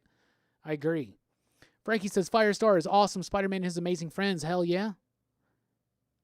Firestar is dope. I would say the names are meant for media attention, success there, at least in the comic book media. We'll have to see if the story's any good. Ryland, you're right there on it.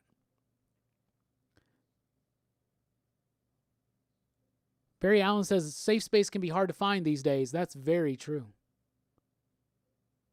Who knows what a snowflake is? Unique. Snowflake's unique. No one is the same.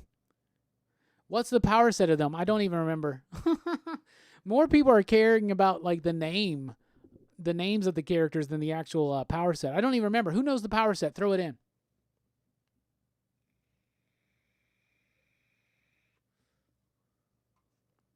Chris says, anyone completely freaking out over these characters, as I've seen many, many do, is the real snowflake. Tom says, to be fair, Snowflake is a good name for a chiromancer.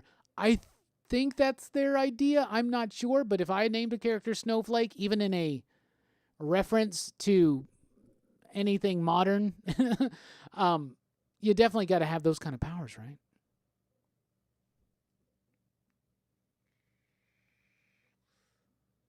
Barry Allen says, people may be overreacting. I would have to read it myself. Yeah, that's what we do it.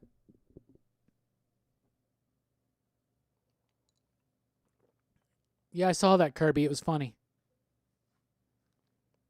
That's the idea, to get someone to read it, good or bad intentions in mind. Yeah, you know, and Marvel knows this book's only going to last like 6 to 12 issues. They know this. They're just trying to maximize their profits while they can. Hamburger Basket says, I don't like team books, but New Warriors and 90s X-Men really enriched Marvel. Not everyone should be an Avenger. That's New Warriors respect right there. Chris, great comment here. It does feel kind of like misguided old people trying to pander to what they think Zoomers want, though. Feels a bit out of touch. Yes. In fact, it actually feels about 2 years too late.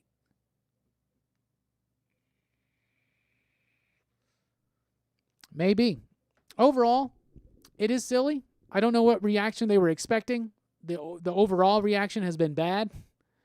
But maybe this will lead them to like throw more focus on the OG New Warriors. And I'm hoping for that. By the way, let's look at this real quick. By the way, Night Thrasher's new redesign that you see right here, that's dope AF. That's dope as fuck. That's awesome. And Rage is back. I don't mind these character designs, though. I really don't.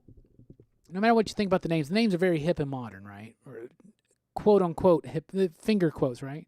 That's a very cool Kirby design. People have been trashed in Trailblazer. I think that's fine. Be Negative, I'm very excited to see. And even the design on Snowflake and Safe Space, I like it. I think it looks cool. I like the colors. I like the way it pops. But Night Thrasher's design right there sells me. I'm cool. It's Night Thrasher. I'm cool. When does it hit shelves? Soonish? April or May, I think. I have to double check that. But who knows? It's been a great live stream. Question of the week. Because the winner of the last PCP Army movie poll was Street Fighter. We got any Street Fighter fans here? Barry, I remember when Rage first came out. I loved it. Loved it. So we're doing a Street Fighter movie review, and I'm very excited. So I want to ask you right now, what's your favorite Street Fighter video game character? Whether it's your favorite based on story or look or cool, or if it's your favorite based on your favorite to play. My favorite character, Blanca. Probably Blanca got a little bit... I think Blanca kind of get mistreated in the Street Fighter movie personally. I love Blanca. He's my favorite character to play. I'm probably better with Ryu and M. Bison. Yeah, to be honest with you, but I love Blanca. He's my favorite one. Who's your favorite Street Fighter video game character? Let me know right now. That's the question of the week.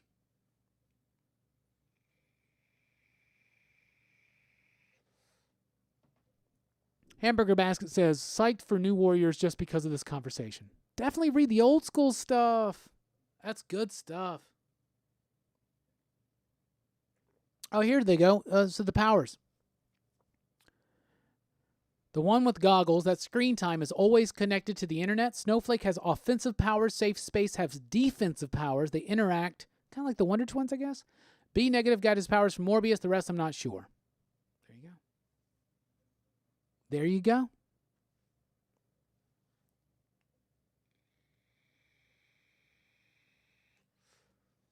All right. Favorite Street Fighter characters, everybody. Chime in right now. What's your favorite Street Fighter character?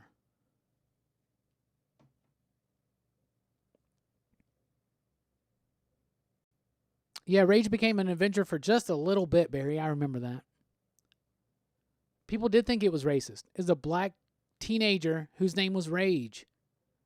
Seemed a little on the nose at the time, didn't it?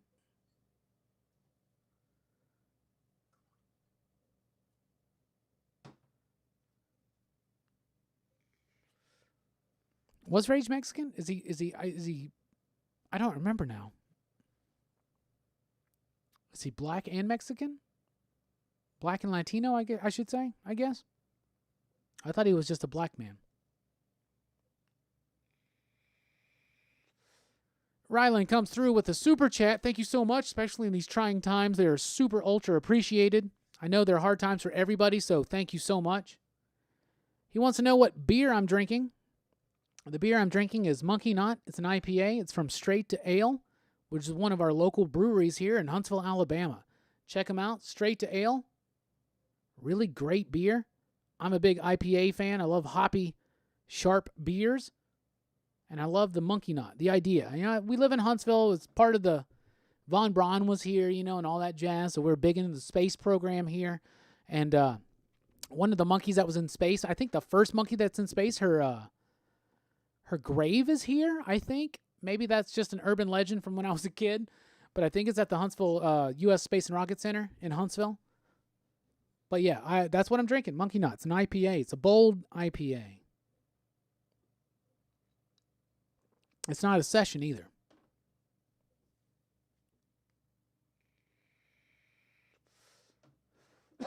All right. Excuse me. Favorite Street Fighter characters.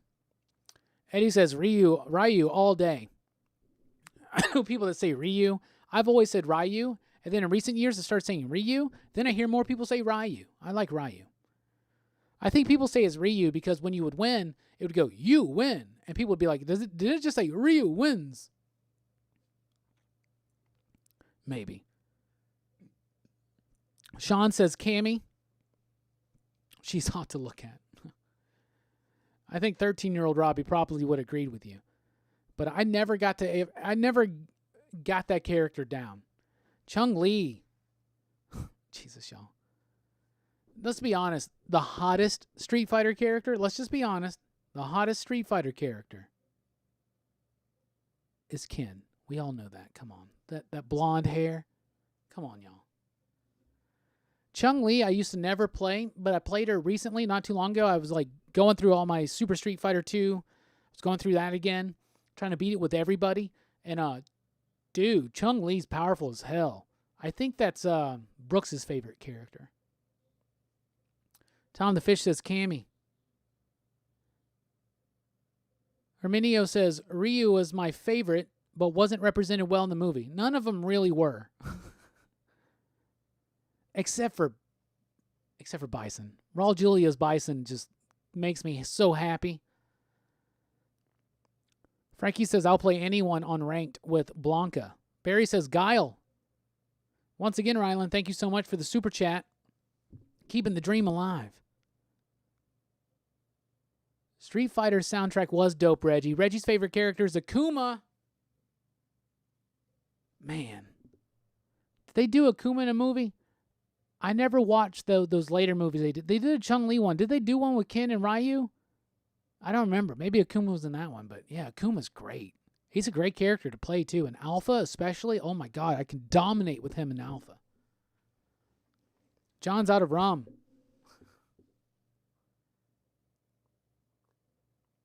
I think Curbside's over right now.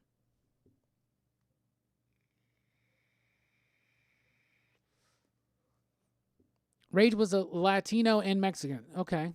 I'm going to look this up.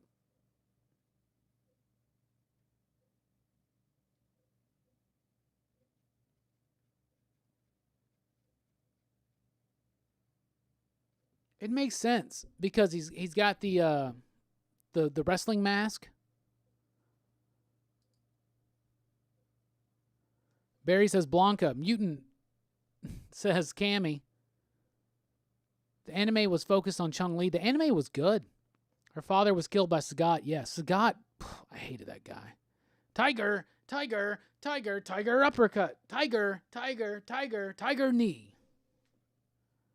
Fuck that guy.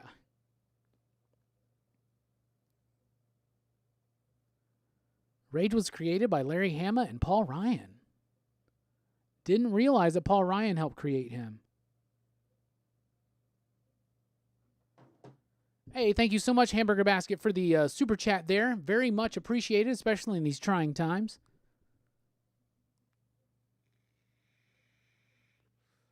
A friend of mine, not named Reggie, actually has the pinup book. Hell yeah. I would have loved that back in the day. Mike, the voice, says NASA used Huntsville's observatory to plot and chart out the first few moon landings. Plus, the Marshall Space Flight Center here. Guile has that upside-down kick. Spam the shit out of that move. John likes Zangief. Zangief was always hard for me to play, but, man, people that can play Zangief, they can dominate. Vega, the most beautiful fighter. You're right. Vega is the most beautiful character in Street Fighter. You're right. He's the sexiest. You ain't even kidding. And Balrog, okay. M. Bison is the best male offensive character, in my opinion. Sean, you're probably right. I can dominate people with that character sometimes.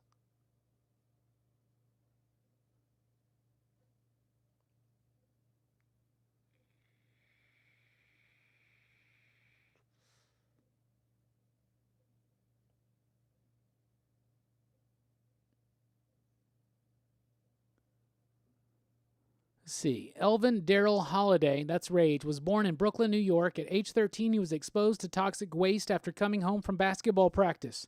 Returning to his grandmother's home, Elvin was nursed back to health. The chemicals caused Elvin's teenage body to grow into adulthood in a matter of weeks, but also endowed him with superhuman strength, speed, and stamina. Encouraged by his grandmother to use his newfound abilities for good, Elvin adopted a costume and the name Rage. Doesn't tell us anything about his ethnicity, does it? Anyway, I'm going to have to go back and reread all that stuff then. Barry likes Ken as well. Heck yeah.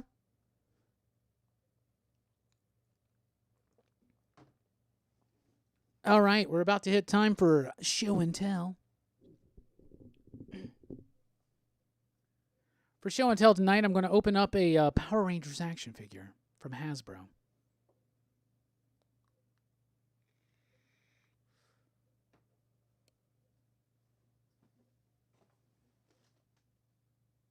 All right. So, Barry says, no, I'm just shouting out names now. How about T-Hawk? How about DJ? Fei Long? No love for E-Honda. I like E-Honda as well. Same moves as Blanca. Pretty much. Just slower. All right. So the current Power Rangers show is called Beast Morphers. I haven't watched any of that. But I'm a huge fan of Go Busters, which is the Sentai that this is based on. So there's my Beast Morphers red figure right there. It's got the actual... Yeah, there it is. I love the packaging on these, by the way. These Hasbro's really done themselves out on this packaging. So I'm a huge Go Busters fan. So Buster Red, there's my figure arts of Buster Red. So we'll do a comparison when I pull it out of the package. The figure arts are absolutely amazing. I don't have all of his accessories out right now. They're in a box somewhere in the closet. There's the figure arts of Buster Red. These are some of the best action figures you'll ever find. They can do crazy poses. They just look super cool. This is obviously an import from Japan because this I got several years ago before Beast Morphers was ever a thing. Fuck Beast Morphers. Go Busters. But they're really great figures. But the Hasbro ones have been pretty good too. So this is like the American version. So let's open it up. It's pre-cut a little bit. Y'all know I'm a Power Ranger fan. More a Super Sentai fan, but let's open this up and do a comparison. This packaging, there's so... God, I just want prints of all of those.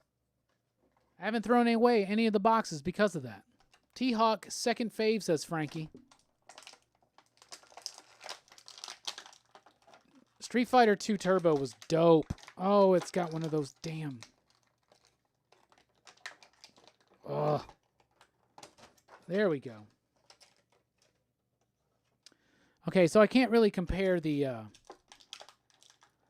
weapons because I don't have the weapons here. But I'll tell you this. The energy effect that they do, knowing what I know about Go Busters, because I've watched the entire series, that's awesome. See how it's digitized? And it's the digital gun before it actually becomes the gun in his hand. He's got a blade. And there's the head. I can't tell you if the likeness is super good, because I've never watched Beast Morphers. But it looks like it's a great head sculpt right there. Yeah, it's not really focused. It's focusing more on my hand. Yeah, whatever. Okay, so here's the figure. First thing I notice, aside from the annoying right there, it's a solid figure. The little straps on the back are actually on there, and they're set in the figure arts. So the Hasbro ones are beefier, and it actually looks really solid. The detail's really solid. The helmet looks great. It's actually a really good looking figure.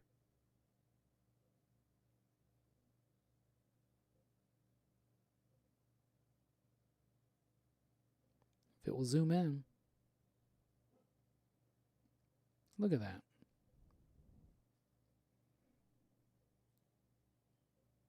So it's a bigger, bulkier figure. It's not really. The figure arts are always more lean, but they do this stuff, right? You can do that with the figure arts. You can do this with a Hasbro. So you can see a little bit of the difference in posability. Posability is way better on the figure arts, but I'll be honest with you, I actually like the Hasbro one better. He looks beefier, bulkier. That's a really good figure. I think that's better than some of the Mighty Morphin ones I've opened up. And I've only opened up Mighty Morphin ones so far, really. I opened up some of the Psycho Rangers.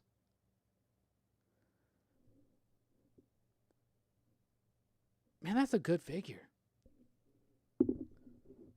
Man, I've had this for months, and I've just now opened it. That's really good looking. Let's see what it looks like with the other head on. Because that's one of the cool things about these is they have interchangeable heads.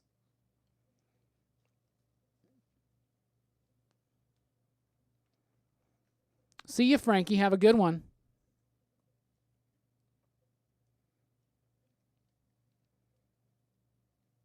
Yeah, that's a good looking figure.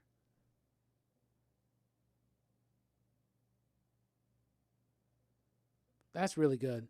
So Hasbro does Marvel Legends. These are basically the Marvel Legends of Power Rangers. The best Power Ranger figures you can get before are the figure arts. And they're great, and they're glorious, and they're highly posable. You would love a Spider-Man figure like this, right? Look at that. If you had a Spider-Man figure, that's how you do it, right? But these Hasbro ones are dope. If you like Beast Morphers, check it out. But even if you don't like Beast Morphers, man, Go Busters is the shit. It's super silly and dumb.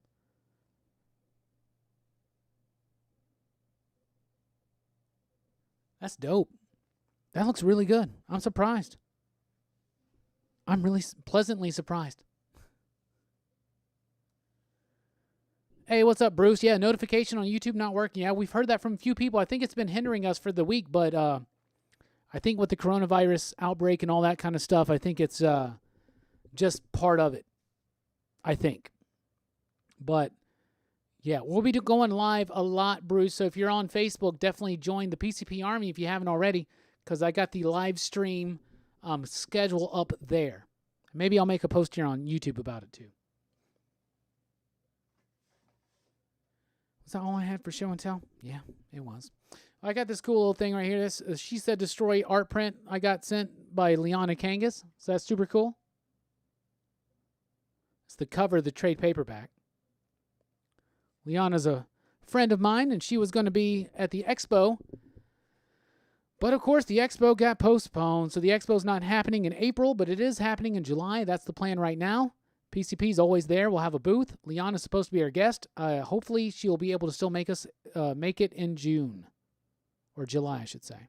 We always have a grand old time there. Friday night, we got the monthly live stream. Me, Comics with Bueller, Everything Comics, and Dylan's Comics. It's going to be on Dylan's Comics channel this week. Friday, 8 p.m. Central Time. Next week, we'll be doing a live movie review for Street Fighter. Me, Jelani, and Brooks, though, will be live this Thursday night, 7 p.m. U.S. Central Time, to talk about X-Men. Very excited for that. I also that's my Marvel Masterpieces collection. I've shown this a few times, and I'm not going to spend, we're already over 2 hours. God, we're like on 2.5. So I'm not going to show all of them. So what I'll do is I'll just pull off a few and see which ones we get to see. There's Blob, first of all. These are all done by Joe Jusko. No, John. Don't apologize for that. Taking me off subject. Man, this whole stream's about being off subject. I'm actually probably going to cut that together in its own video. There's the Captain America. These are super cool cards. There's the Lizard.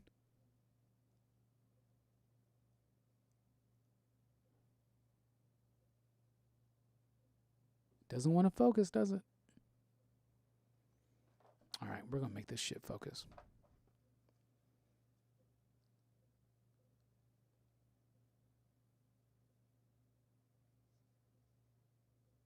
God, is it getting my fingers? What's going on? There he goes. All right, so that's the Lizard. You know what? I'm gonna find one real quick though.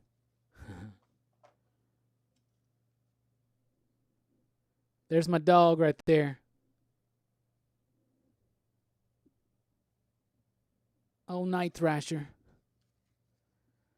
And one more. Hey, that's a good one. Silver Surfer.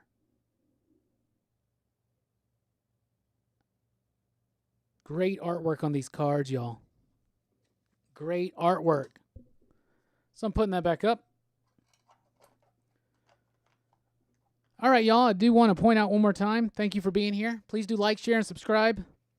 Hit that notification bell. Seems like people aren't getting the notifications for the live streams. We've been doing a lot more live streams lately, so be paying attention if you want to. Sometimes I think I've had this problem. I've contacted YouTube about it, and there's only so much they can do at this time with an understaffed staff. But we're going live most nights. So I'm going live tomorrow night with 90 MF Comics here on the channel, 7 p.m. Central Time. Wednesday night, 7 p.m. Central Time, I'm going live with the top 10 comic books of the week. Thursday night, I'm going live with Jelani and Brooks. We're going to be talking about the X-Men. Our favorite X-Men comic books, the state of current X-Men comics, all that stuff. Friday night will be the best comics of the month live stream on Dylan's Comics channels. I'll be a part of that. And next week we'll be doing a live stream, probably on Monday night, for Street Fighter, the movie. Our Spawn one is up right now, so definitely check out that. You can support us on Patreon if you feel so inclined to do so in these troubling times at patreon.com/PCP. You can follow Pop Culture Philosophers on Instagram. We're on Facebook. If you're on Facebook, join the PCP Army. It's the official Pop Culture Philosophers Facebook group. And you can follow me on Twitter at the Rockin Robbie. And don't forget to check out podcasts and more at popculturephilosophers.com. Got to give one final shout out to the patrons: David, Alex, Brian, Nelsie, Reggie, Josh, Brian, David, Dean, Dunlaney, HC, Jason, Have, Monmeat, Michael, Peter, Robert, Seth, Timo, TJ, and William. So thank you so much for your support. Yeah, Bueller and Robbie. We just did a live stream. Me and Bueller did a live stream last Thursday night. It was here on the channel. It was one of those ones where it was people weren't really getting attention to it, so I actually contacted YouTube, and they managed to get it out there a little bit. But look back in the uploads right now. You'll see that on Thursday night, me and Bueller did a live stream here, and it was super fun. Super, super fun. So we are about to go off, but I hope not too many people have left because I did my first 6. Now it's time for my final 9. Final 9 comics I want to show off from my personal collection.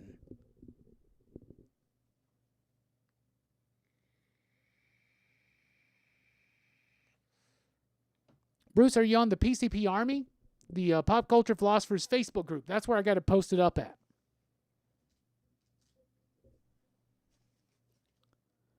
Live streams have been awesome. Looking forward to more. Good night, everyone. Thank you, Herminio. I'm about to do my final 9, though. I hope you stick around for that. So let's get into it. I showed off my Wildcats number 2, I think, last week. So there's my Wildcats number 1. Told y'all I had it. I just had to find it. Here's my Mars Attacks Popeye one-shot. This is the best Mars Attacks comic they ever did. It's done in an old-school Popeye comic strip style, but it's great. Y'all know I'm a Spawn fan now, all of a sudden, since Friday night. There's one of my favorite Spawn covers. It's Spawn number 2. Look at the coloring on that. That was next-level coloring back in the day. Here's my TMNT number 1, Color Classics. From IDW. This is a colored version of Teenage Mutant Ninja Turtles number 1. Fantastic stuff. The coloring on it's really good. Here's my X-Men, or my Marvel Universe Onslaught. This is the big finale of the Onslaught story. It's autographed by Mark Waid and Adam Kubert. Mark Waid, Adam Kubert. I got to meet them back in 2002. That's when they signed it. I love Onslaught. We've been talking about that die-cut cover of Wolverine number 1, so here's my Wolverine number 50 I keep talking about. I found one of my multiple copies that I own. Die-cut /through cover. Love that comic book. Here's my Supernaturals number 1. This was a late 90s Marvel thing they did in October. There was one a week for the whole month of October. I love horror comics, especially at Marvel, so definitely check that out. With a Jim Ballant cover, by the way. Each of them came with a different mask inside. Got 2 more. This is What If, Volume 2, Number 1. What if the Avengers lost the Evolutionary War? I love the Evolutionary War. I mentioned that on the weekly pop culture wrap-up this morning. I love What If. There's my number 1 in Volume 2. And the final one is my Venom Enemy Within, number 1. This is one of my favorite comic book covers ever because it glows in the dark. The symbol, the teeth, and the eyes, they glow in the dark, and it's so much fun, and I love it. That's my final 9. That's the show. Thank you guys so much for being here. I appreciate all the super chats. I appreciate all the support. We'll be doing more live streams as this whole outbreak goes on because we just need a place to, I think we just need a place to get together and just chat. Make sure everybody's doing good. Make sure everybody's taking care of themselves. And just a place where we can all get together and talk about comic books, movies, television, pop culture, and a whole lot more. Bruce, I'll approve that. Trust me. I'll do that right after this. Anyway, thank you guys so much. We really do appreciate it. We've had a great live stream tonight. Hope you enjoyed the music. Hope you enjoyed the comics. Hope you enjoyed the conversation. I sure do. Really do appreciate it. Thank you so much. Please do like on your way out if you haven't already. A great live stream tonight, y'all. And after this, join me. Let's go over and watch some Ocho. ESPN2 is ESPN8 until midnight Eastern tonight. So let's do it. Kirby, thank you. You're welcome. Thank you so much. We'll be here next Sunday for another Rockin Robbie Live. But like I said, live stream tomorrow night, 7 p.m. Central with 90 MF Comics. I hope to see you there. So plan to join us. I'm Rockin Robbie Billups. Thanks for rocking with us. Keep on rocking, digging, loving, and staying safe and social distancing and all that stuff. Be responsible. Let's look out for each other. Y'all have a good one.